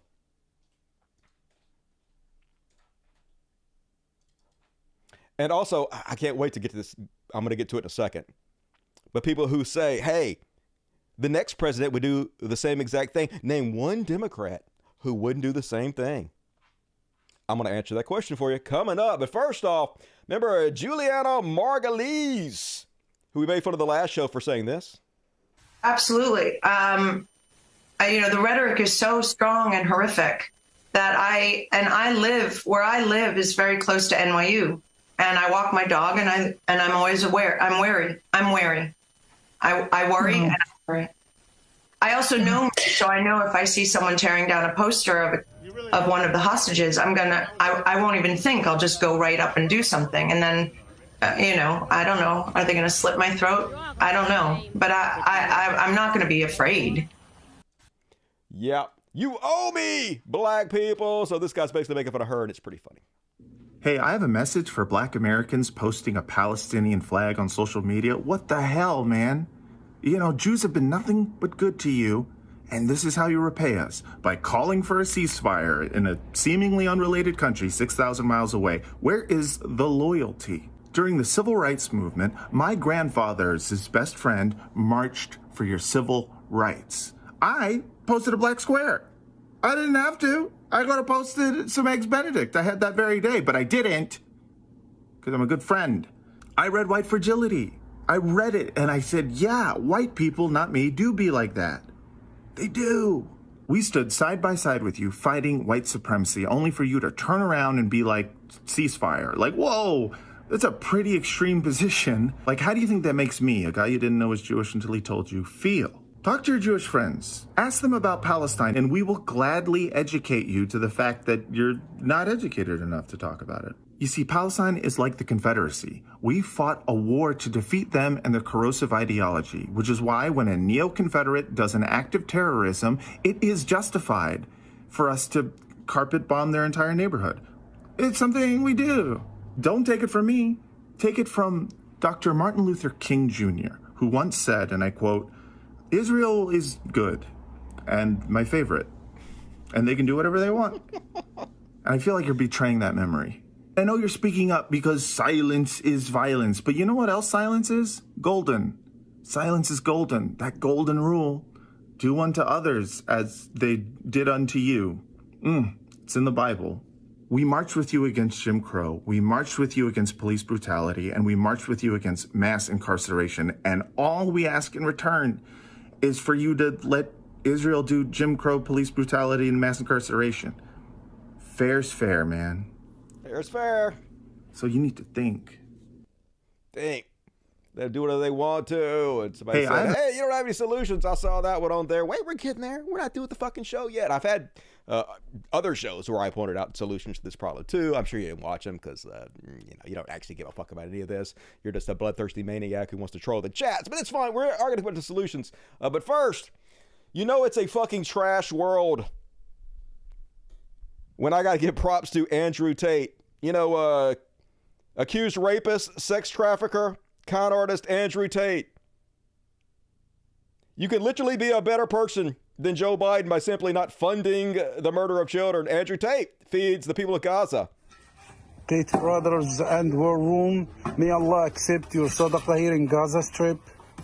We make this support the rice and beef. What a trash world when Andrew Tate is a better man than Joe Biden is. That's the reality we find ourselves in, folks. I know. Shut up, Dusty. Shut up. Heard that all my fucking career for the last 15 years, and I ain't going to. And this video came out 5 weeks ago, folks. 5 weeks ago. And it's more relevant now than ever. My name is Jill Biden, and I want to tell you about my husband, Joe. Joe is the world's biggest cheerleader for the atrocities happening now in Gaza. The United States stands with Israel. Right now, the right-wing extremist government of Israel is raining down hell on Palestinian civilians. They've killed over 1,000 children in the last few days. This is a genocide.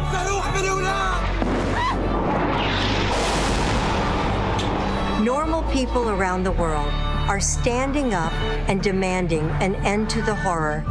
But the only one who can stop it is Joe. The United States of America is supporting the actions of Israel, and the U.S. taxpayer is funding it. So come on, Joe from Scranton. Tell Israeli George W. Bush no more money for his bombs. Cut the funding, call for a ceasefire. End this fucking nightmare. Yep. People are saying fake. Yeah, obviously it's fake. What the fuck? Why would you even have to say that? Clearly it's fake, but it's very relevant. Meanwhile, not looking great for Joe Biden's re-election chances. The very Muslim community that were integral in getting him elected in the swing states. Remember, swing states are actually the only states that matter. It doesn't matter how he's polling nationwide. New York and California, it don't mean shit. All that matters is the swing states where Joe Biden is getting killed right now. Have put out this trend, this nationwide effort, abandon Biden. Some people pointed out, hey, the people that put this out never supported Joe Biden to begin with. Probably. But a shit ton of Muslims did. The majority of Muslims actually did. And now a lot of them absolutely aren't going to vote for Joe Biden in these razor-thin states that he needs to win to be president again. Swing state Muslim leaders launch a campaign to abandon Joe Biden in 2024. The bubbling anger among Arab and Muslim Americans over the president's handling of the Israeli-Hamas conflict could threaten his chances of re-election. Muslim leaders from several swing states on Saturday descended on Dearborn, Michigan to launch a national campaign against the re-election of President Joe Biden, a response to his handling of the Israeli-Hamas conflict. Everything I'm saying right now, folks, is an attempt to keep Donald Trump from being elected again. Believe me, I know how horrible it would be to have another Trump presidency. I know it may be the end of democracy as we know it.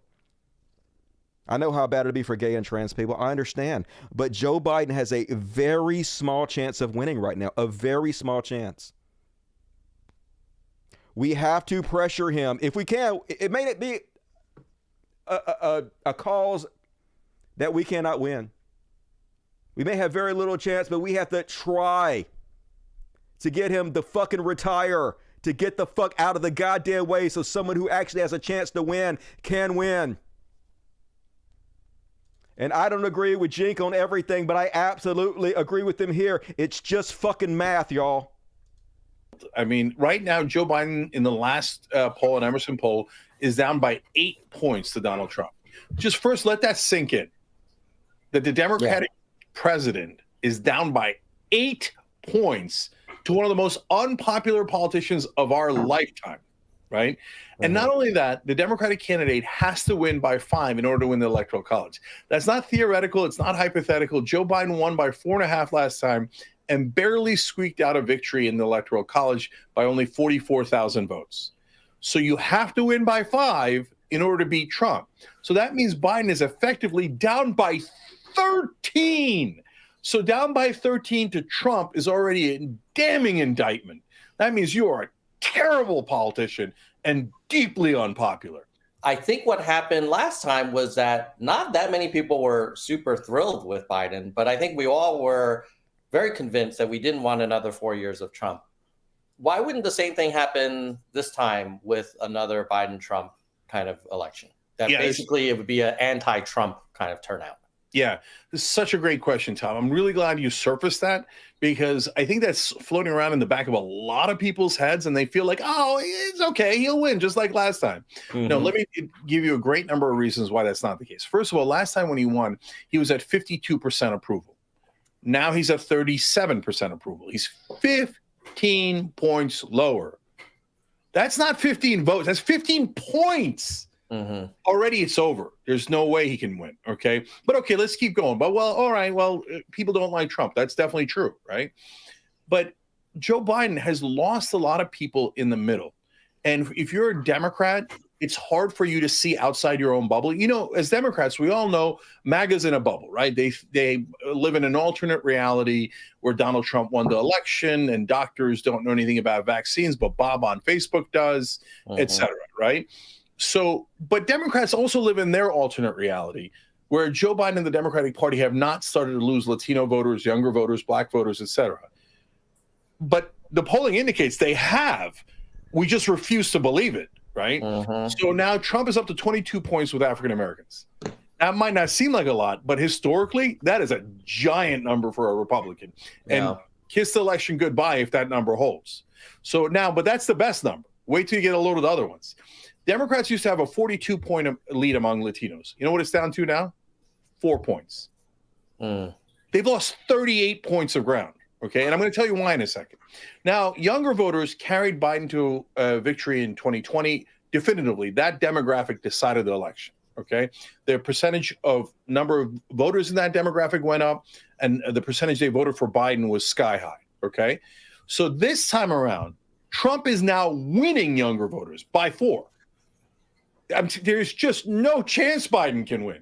And if you're wondering why are you see losing younger voters and Latinos? I don't get it. Everyone that I know likes Joe Biden. We're all comfortable and we're all making good money and the economy's good. I don't get it because they don't live in your demographic. Now, because of his 100% support of Israel and the atrocities that are happening in Gaza, gone. Younger voters are gone. By the way, Arab voters used to support Biden by over 70%. He's now down to 15% with Arab voters. So kiss Michigan goodbye. It's gone. And a Democrat has almost no chance of winning if they don't win Michigan. What I'm trying to explain to people, Tom, is this is math. There is this, you can't wish it away. And you might be surprised that Latinos are going to vote for Donald Trump and young people are going to vote for Donald Trump. But the numbers don't lie. They're going to, whether folks in the cocktail circuit believe it or they don't believe it.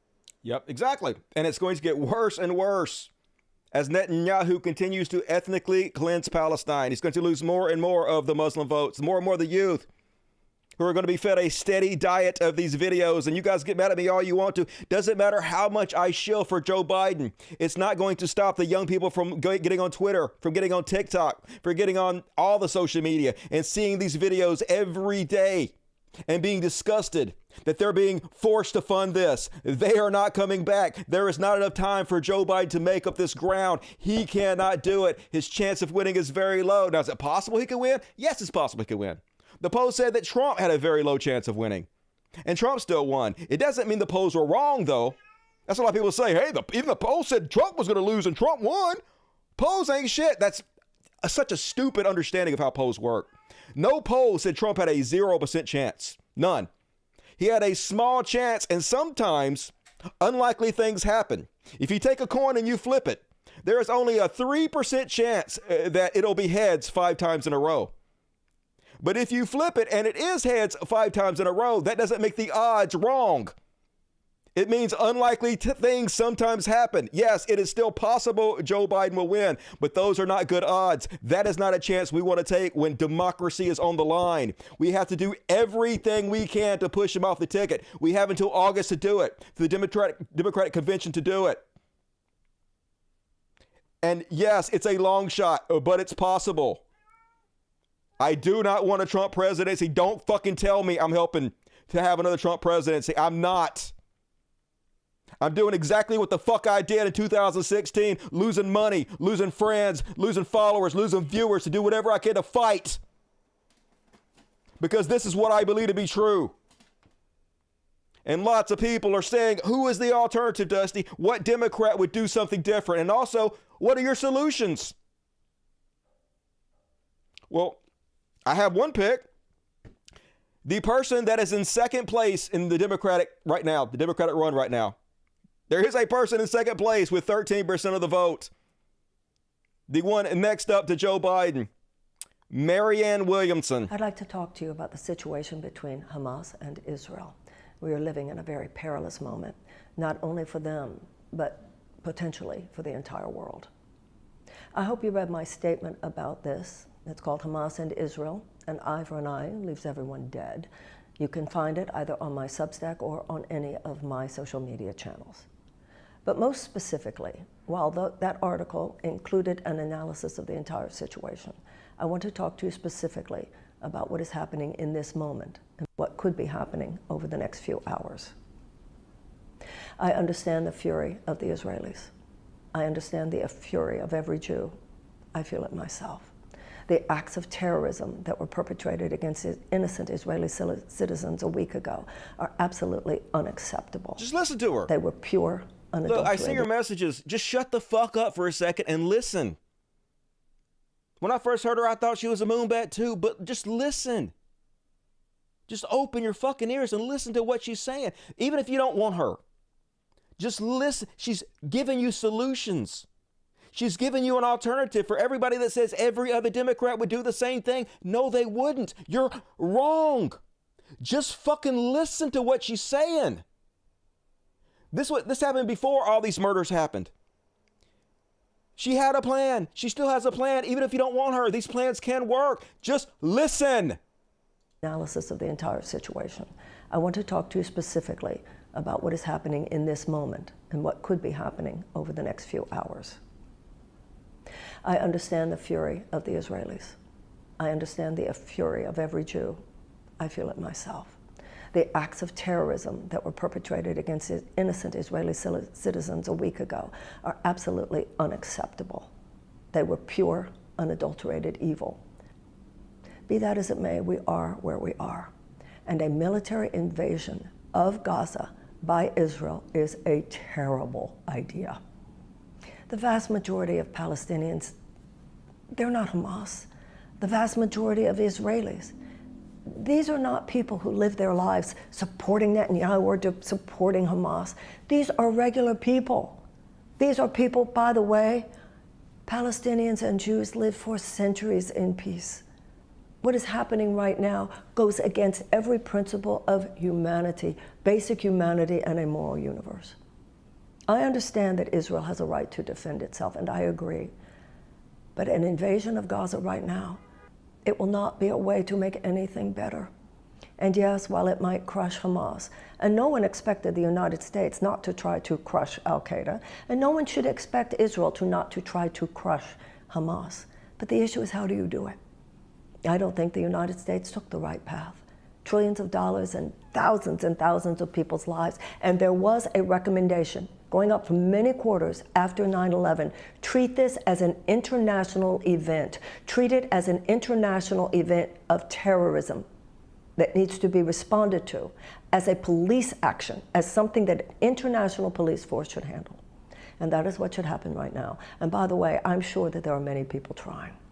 The United States should not be supporting just brute force so that Israel can defend itself. That kind of language, it doesn't even apply to the 21st century, because you're talking about possibilities that are so catastrophic that they could lead to World War III, and none of us should kid ourselves.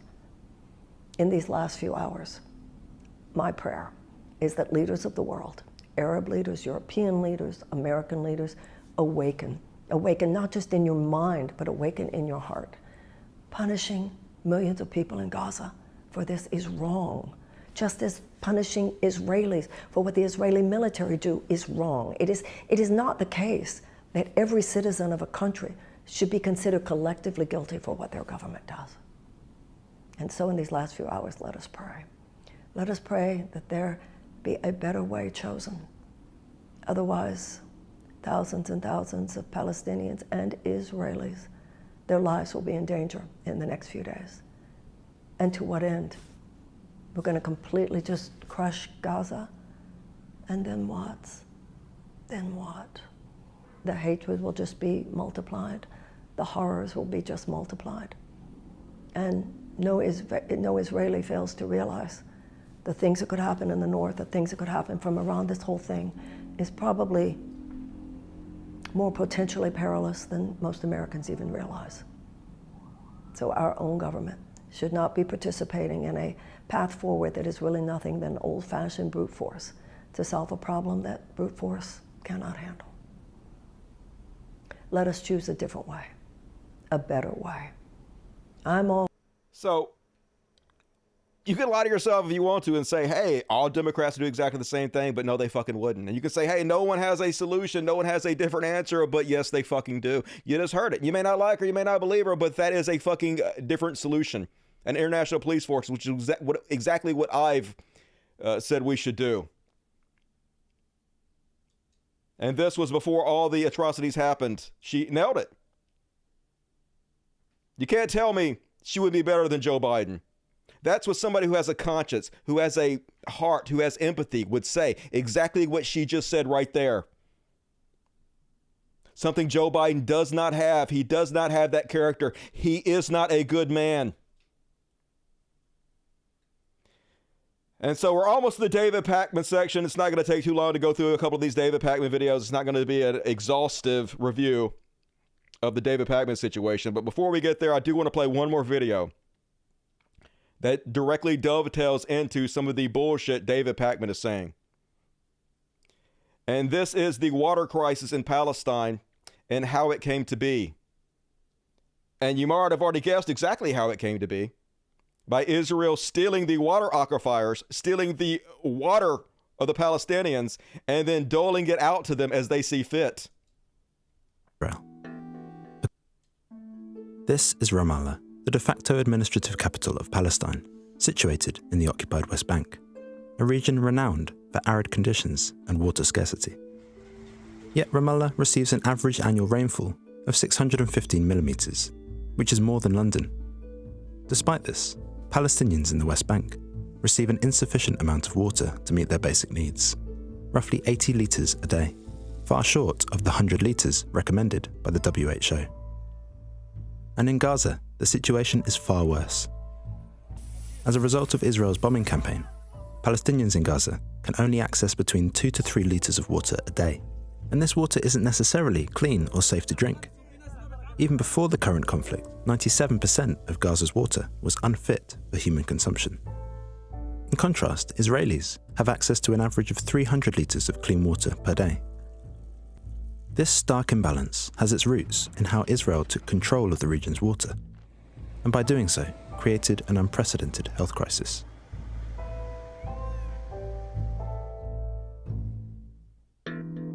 Israel controls the two main aquifers in the occupied Palestinian territories, underground bodies of rock which hold large deposits of water. The biggest of these is the mountain aquifer, which spans much of the West Bank and parts of Israel. According to the Oslo Accords, the mountain aquifer was supposed to be managed with an equitable utilization of joint water resources. But this was never adhered to. Israel takes around 87% of this water for its own citizens. As far back as June 1967, Israeli military authorities set about consolidating control over all water resources, infrastructure, and distribution. And the restrictions remain far-reaching. Israel controls the collection of rainwater throughout most of the West Bank. Palestinians are prevented from drilling new water wells, installing pumps, or deepening existing wells. Rainwater harvesting systems owned by Palestinian communities are routinely destroyed by the Israeli army, as are other water infrastructure and facilities.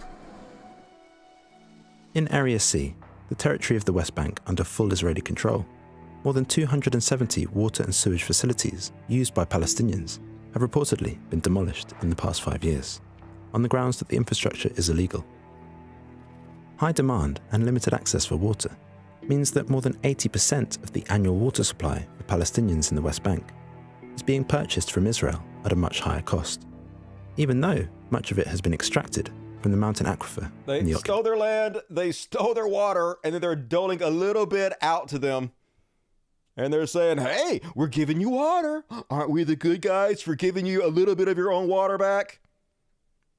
And this is the point David Pakman is going to make as he shills for Israel coming up. So first off, I've showed you every show the horrors of the ethnic cleansing committed by Israel, the bombing, the thousands upon thousands of dead children. How could anyone who has a platform and reports the news for a living not cover this? Anybody with a soul, anybody with any empathy whatsoever. Let's check out David Pakman. Almost no coverage. No call out of the atrocity of Israel. Almost no mention whatsoever.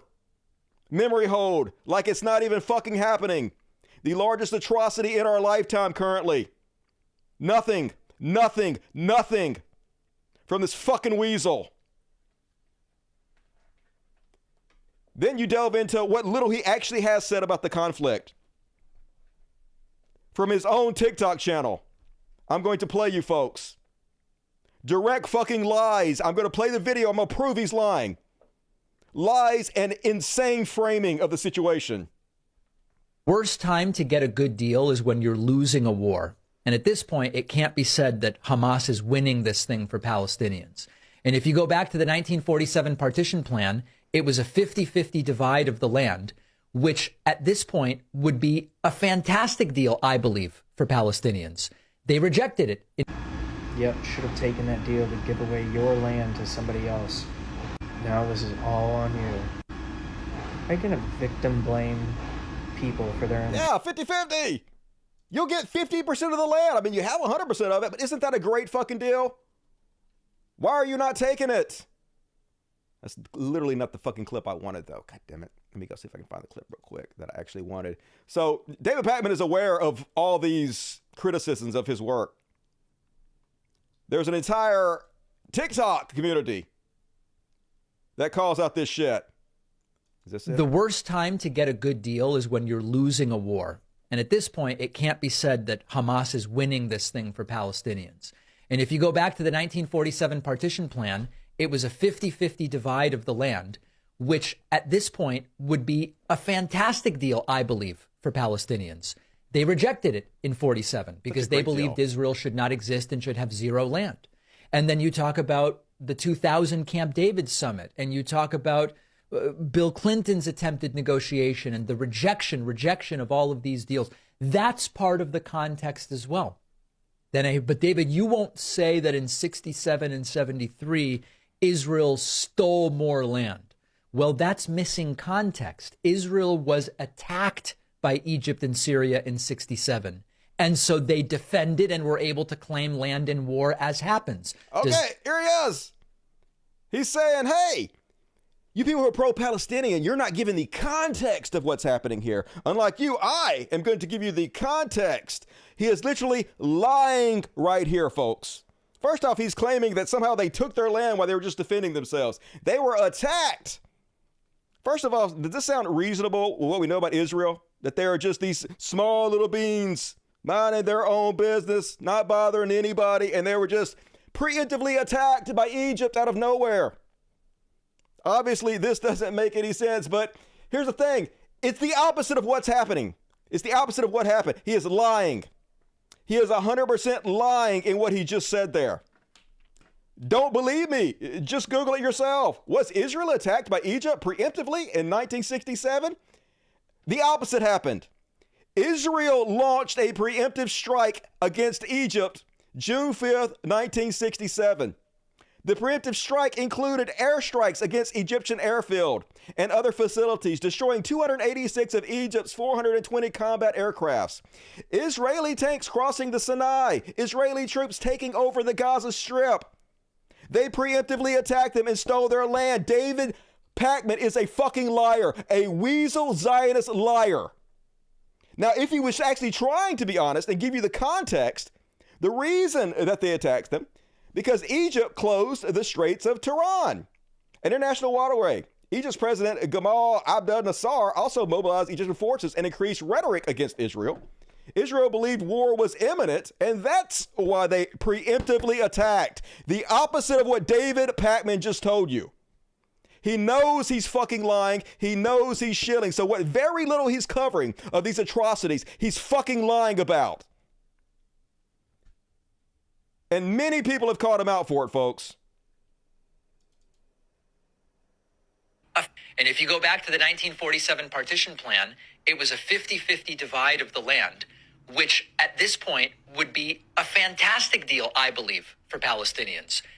David Pakman truly has some of the most egregious takes when it comes to issues abroad, and I think this video exemplifies the flaws in his reasoning. In fact, more often than not, what you see of more liberal-esque Zionists is an incapability of looking at this issue through the lens of settler colonialism. Listen to the framing of one of the first sentences in his video. He says, in the 1947 partition plan, Palestinians would have got half the land. This is a misframe because Palestinians, as indigenous people, were not receiving half of their land, they were getting half of their land taken away. And the 1947 partition plan was an attempt to reify this. The other half of the land that was given to Israel was given to a settler colonialist population, meaning a new population of settlers that came to occupy the territory and then permanently replace the existing society. Now, this further came to fruition in the 1948 Nakba. Let me ask you this, David. Do you think if 750,000 Palestinians, or half the Arab Palestinian population, were never forcibly removed from their homes, and if the descendants of those refugees that now amounts to about 7 million people still lived in the land that their grandparents lived in, do you honestly believe Israel would exist on the land that it does today as a majority Jewish country? The answer is obviously no. This is because Israel, as a settler colony, relies on ethnically cleansing the indigenous population. And it is in no way fair for us to just expect the indigenous population to accept the deal in which half their land is being taken away by a nation that is explicitly ethnocentric and explicitly intends to keep the indigenous ethno-national group a minority. Because David doesn't look at this issue through the lens of settler colonialism, he completely misses this. He instead just views this as an argument, a conflict between two parties who have just as much of a claim to the land as the other. Moreover, he describes what is going on as just a war. But I don't think we ever would have described what happened to the Native Americans as a war. We've appropriately identified that it was an ethnic cleansing and a genocide, that it was a society of settlers that were encroaching on the land of indigenous people and both killing and removing them from that land. That is, in essence, settler colonialism, and that is, in essence, what Israel is to Palestinians. Moreover, if we look at somewhere like the West Bank that isn't in a constant military battle, where the PA actively works with Israel to even protect settlers who are illegally occupying their land, Israel still builds new settlements and still takes more land, right? And so despite David abhorrently framing the Palestinians as just a people that refuse to have peace, it is not a conflict between two parties over land. It is the Palestinians fighting against a nation taking their land, regardless of whether or not they respond with violence. The latest Israel-Gaza war is simply another rendition of this violence. So he knows that these arguments are out there. He knows these criticism exists. But whenever he's called out, he pretends like he doesn't know what the arguments against him are. He doesn't know what they're saying about him, but he knows. For sure he knows. I don't have an answer. I don't pretend to have an answer. But a lot of the problem comes when folks say, well, the answer is obvious. Israel should have essentially not retaliated and they need to do an immediate ceasefire. No, see, it's a straw man of what everybody's saying. We're not saying they shouldn't have retaliated at all. We're saying they shouldn't indiscriminately bomb and murder thousands of children, David. Why are you strawmanning the fucking position? If terrorists attack them, they absolutely have the right to go in and get those terrorists. They don't have the right to go in and destroy every fucking thing and take everybody's goddamn land. Why are you lying about it? The very little he has to say about this is complete fucking bullshit. Exactly what you would expect from a goddamn weasel. Where's that one fucking clip I'm looking for? Let's see, is this it? No. Worst time to get a good... That's one I already played. It's this one right here. Yeah, here it is. Whenever people say there's missing context, you're also missing context that's relevant to understanding the history. He's right. Like, what the fuck, though? I just showed you the context, right? He's chastising people for leaving out context. Why he lied, for one thing, but also didn't actually give the context of what he was lying about. Isn't that crazy? Isn't that hypocrisy? Isn't that obviously somebody who's shilling, somebody who's not arguing in good faith? He's missing context. Do you want to know the context? Here's the context. In June of 1967, Israel started a preemptive war, yes, a preemptive war, in which they launched a series of first strike missiles into Egypt. The overwhelming international consensus, the entire world has been in resounding agreement year after year that the territory that Israel took in 1967 was illegal and should be returned. Year after year, the entire world formally condemns Israel for its unlawful occupations of the Gaza Strip and the West Bank, and calls on Israel to cease the occupation and return to its pre-June 1967 borders. Every relevant international governmental body that you can think of condemns Israel. In a true demonstration of the power asymmetry exerted in global affairs, which should be very revealing to the listener right now, the United States, along with its lieutenant Israel, of course, vetoes every UN resolution that gets brought up year after year concerning the Palestinians' right to self-determine. Have a look at this chart, which can be found in Norman Finkelstein's book on Gaza. Every year, from 1997 to 2008, which is around the time that this book was written, here is every vote on the UN resolution to give Palestine a state of its own. 155 countries say yes. 2 say no. Who are the 2? Israel and United States. Here is some very valuable and important and meaningful context that this neoliberal is not giving you. The entire world resoundingly agrees that the Palestinians should have a right to self-determine. They should have their own independent state. They should have peace with secure borders. And this neoliberal is trying to come across as some progressive by siding with the minority in this situation, the United States, who is against the overwhelming world consensus. And he says, oh, but context. But David, you won't say that in 67 and 73, Israel stole more land. Well, that's missing context. Israel was attacked by Egypt and Syria in 67. Completely false. Israel started that war. You want to talk about missing context? Here's some missing context you were missing. In May of 1967, a month before the war broke out, Israel threatened and planned to attack Syria. In response, the Egyptian president, Gamal Nasser, deployed Egyptian troops in the Sinai, which belonged to Egypt, and they announced that they were closing the Strait of Tiran to Israel shipping, which they subsequently didn't even enforce, by the way. Multiple U.S. intelligence agencies at the time concluded that Egypt had no intention to attack Israel, because, as Lyndon Johnson put it, Israel would whip the hell out of them. Israel faced no real existential threat from Egypt. It was only looking to acquire territory. Does that mean I love it? No, but to say that on a whim in 67 Israel said let's take some land isn't what happened. Yes, it was. Not only did Israel long for control of the Sinai ever since its founding in 1948, but the other main reason for attacking and starting a war was what Divisional Commander Ariel Sharon at the time said was Israel's deterrence capability. It was about instilling what he called Israel's main weapon,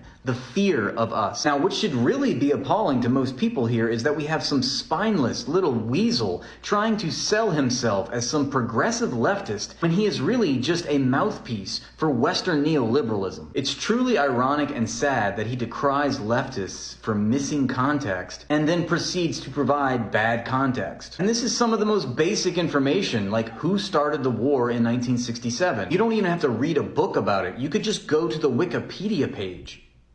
It's almost like he's lying on purpose for some reason. Don't know. You guys can make up your own mind about that. And then I'm going to play one more clip. The one I actually ratioed him for. David Pakman's embarrassing shilling for Joe Biden on the situation. He got 424 likes. I got 3,000 for my comment. Let's play this bullshit. I see all the same reports that you see. Young people displeased with Biden over handling of Israeli-Hamas war, so on and so forth. Disaster for Biden in 2024. First and foremost, you're telling me that those people who don't feel Biden has done enough are going to vote for Donald Trump? I'm saying that they won't vote at all. I'm saying they're not excited about voting for Biden anymore. The excitement to overthrow Trump got a lot of people out their asses before, but it's not working now because they're not nearly as excited for voting for a goddamn warmonger, a fucking guy who's funding the murder of children, ethnic cleansing, genocide. Of course they won't. That doesn't make any sense, first and foremost. Secondly, it is actually remarkable the amount of success that Joe Biden has had here, pushing Israelis to allow aid into Gaza, warning Israel, don't overplay your hand, getting involved in the negotiation for hostage release. And that is major. That is tangible and that is major. And meanwhile, Fox News is talking about Biden's age. Remarkable! He's done a remarkable job. Look at what he posted on this. Biden's handling of the Israel-Hamas war has been remarkable. Oh my God, dude. He gave them bigger bombs while they killed children. What the fuck are you goddamn talking about? His talking point is, he gave them their water back. He gave them some of their water back. He didn't even do that. Even that's not true. According to CNN, the water supply in Gaza has not been restored. Israel cut off all water supply to Gaza on October 7, 2003. However, Israel has since resumed piping to some parts of southern Gaza. The water supply is not enough to meet the needs of the Gaza's population. This argument is so fucking ridiculous. It's like, let's say a guy named Joe hired a crew, funded them, gave them the weapons, and sent and let them go to your house and murder your children and steal half your shit. In fact, they took all the bottles of water out of your refrigerator, left, and then Joe Biden said, hey, that's not fair. Go back and give them 3 of their bottles of water back. And then you said, oh my God, this Joe guy doing a remarkable job on the situation. The fuck you talking about, you goddamn weasel ass shill? Disgusting, David Pakman. Shame on you, motherfucker. And I ratioed him by saying, amazingly shameful, David. As someone who once respected you, I am so disappointed to see the ghoul you have become. And I am, David. I did used to have respect for you. I did used to think you a good person, but now it's very clear what you are. And I see you, motherfucker. We all see you. And that's my Weasel David fucking ass Pakman coverage. There was one more clip. I'm not even going to play it. I'm running out of fucking time. And last chance to get your super chat in, folks. I'm going to do one hero, and one quick palate cleanser and get the fuck out of here and go do the super chats. But once again, folks, if you are more interested in protecting Joe Biden than you are the children of Gaza, David Pakman is your man. Go to fucking him, because I don't want you. I think you're awful people. I'm embarrassed and ashamed of you.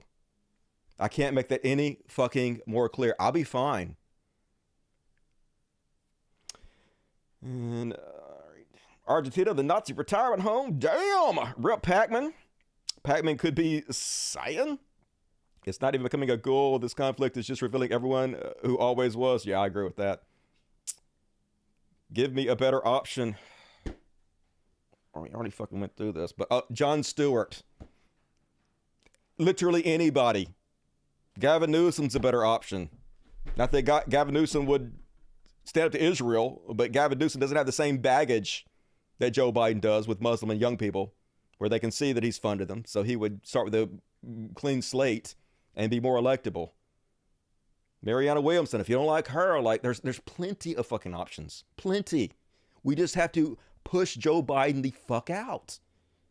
We have to let him know that he is unelectable, that we don't support him. And by saying, oh my God, he's going to be the candidate, there's nothing you can do about it. That's a self-fulfilling prophecy. You'll make that happen.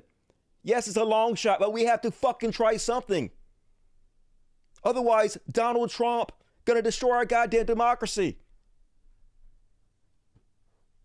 I know, I'm just screaming into the fucking void at this point. All right, folks. Let's do one hero. Guess who it is? Can you guess?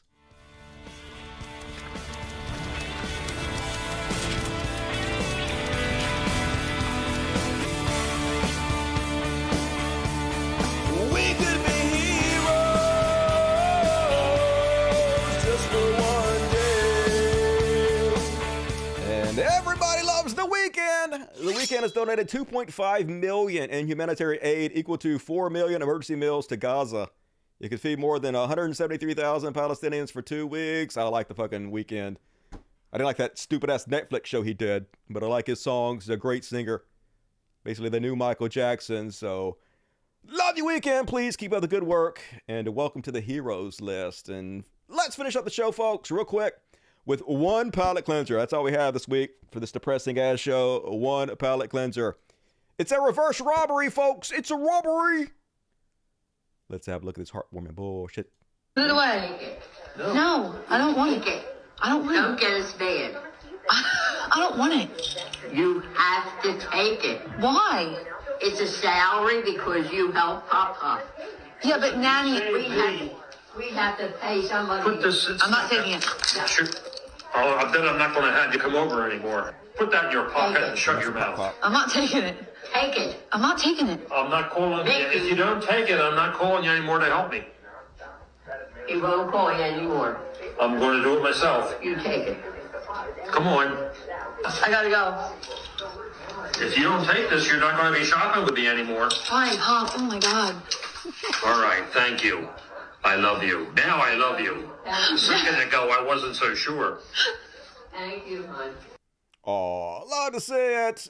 They just want to help you out. You earned it. Take your pop-ups money. They got to spend on something. Can't take it with them. They want to watch you enjoy it. Do it.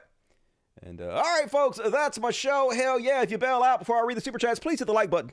Please tell your friends about the show. Please subscribe. All of the things. And join my Patreon. I need you to join my Patreon. Please help me out. Why I still can. And all right, let me read the super chats. Vanguard said they'll contact you, or you can contact them. Either one. Here's more for you and the kid to say thank you. I appreciate it. Hopefully they'll contact. I hate to invite myself on shows, so that's why I never ask anybody. So if they contact me, I definitely will go on. Swaggering Cat, just in the for David Pakman, the Pharaohs in their regards. All right, I didn't mean to get people to unsubscribe to David Pakman, but I just give it my personal opinion about it. I think he's a fucking shitbag weasel. That's just me. I am very opinionated though. Sis Fantastic, $3. What up, Sis Fantastic? Good to see you tonight. Lizzie Bennett, $20. Very generous. Thanks for the coverage. And the David Pakman call out, Dusty, one of your best episodes yet. I'm only getting better and better. Imagine what's going to happen in 10 years if I'm still in the air. David Cow, what up, David? Now you know how much I hate giving YouTube is undeserving 30%. Yeah, but it's all going to a good place. I mean, not all of it, but 70% of it. But I had to tell you, you give us more real info than 99% of every other channel. Love you. I mean, the only thing worth watching on YouTube.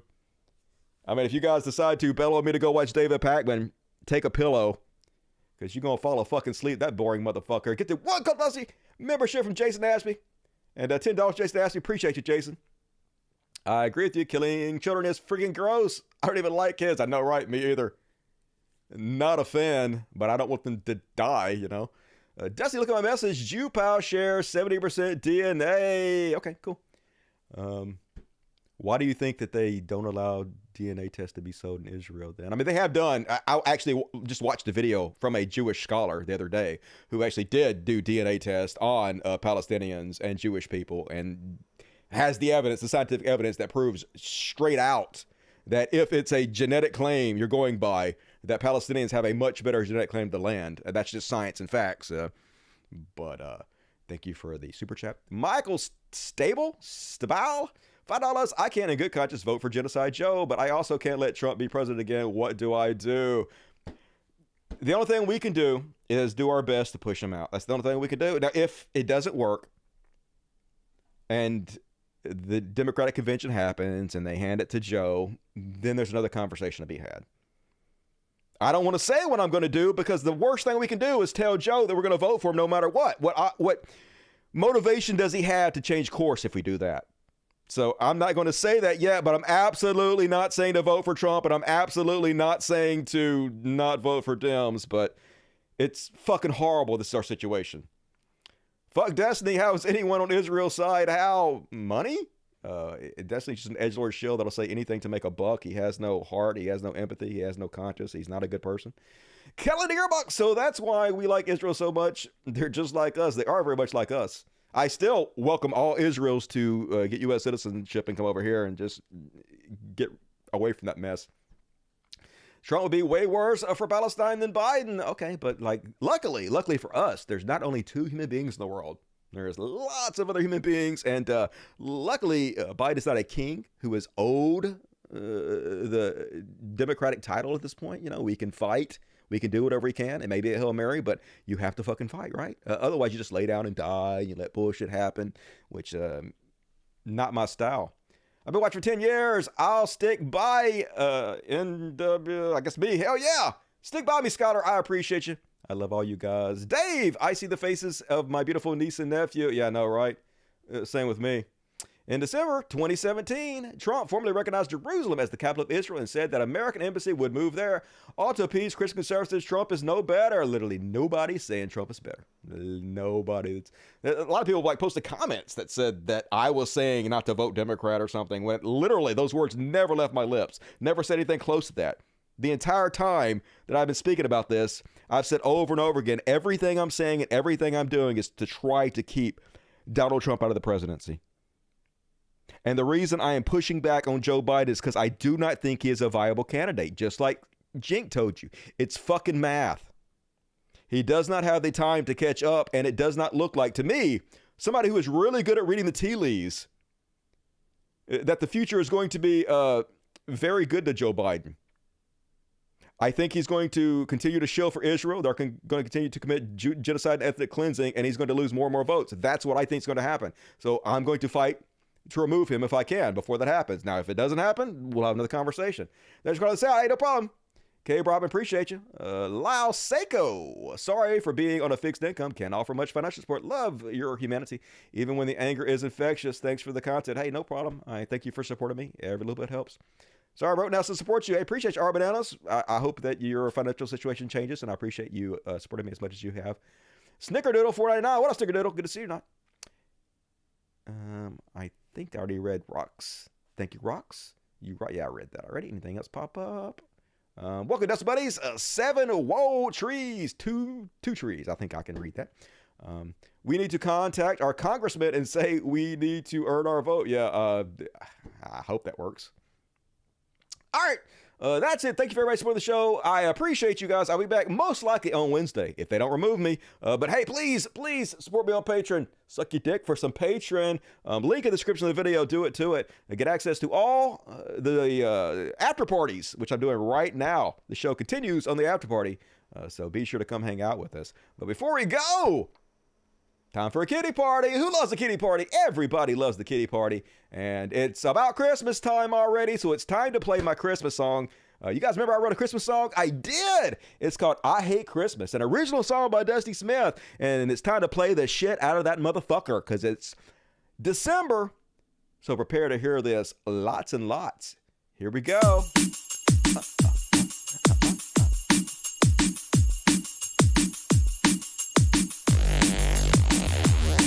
All right, kitty party. Motherfuckers ready for this?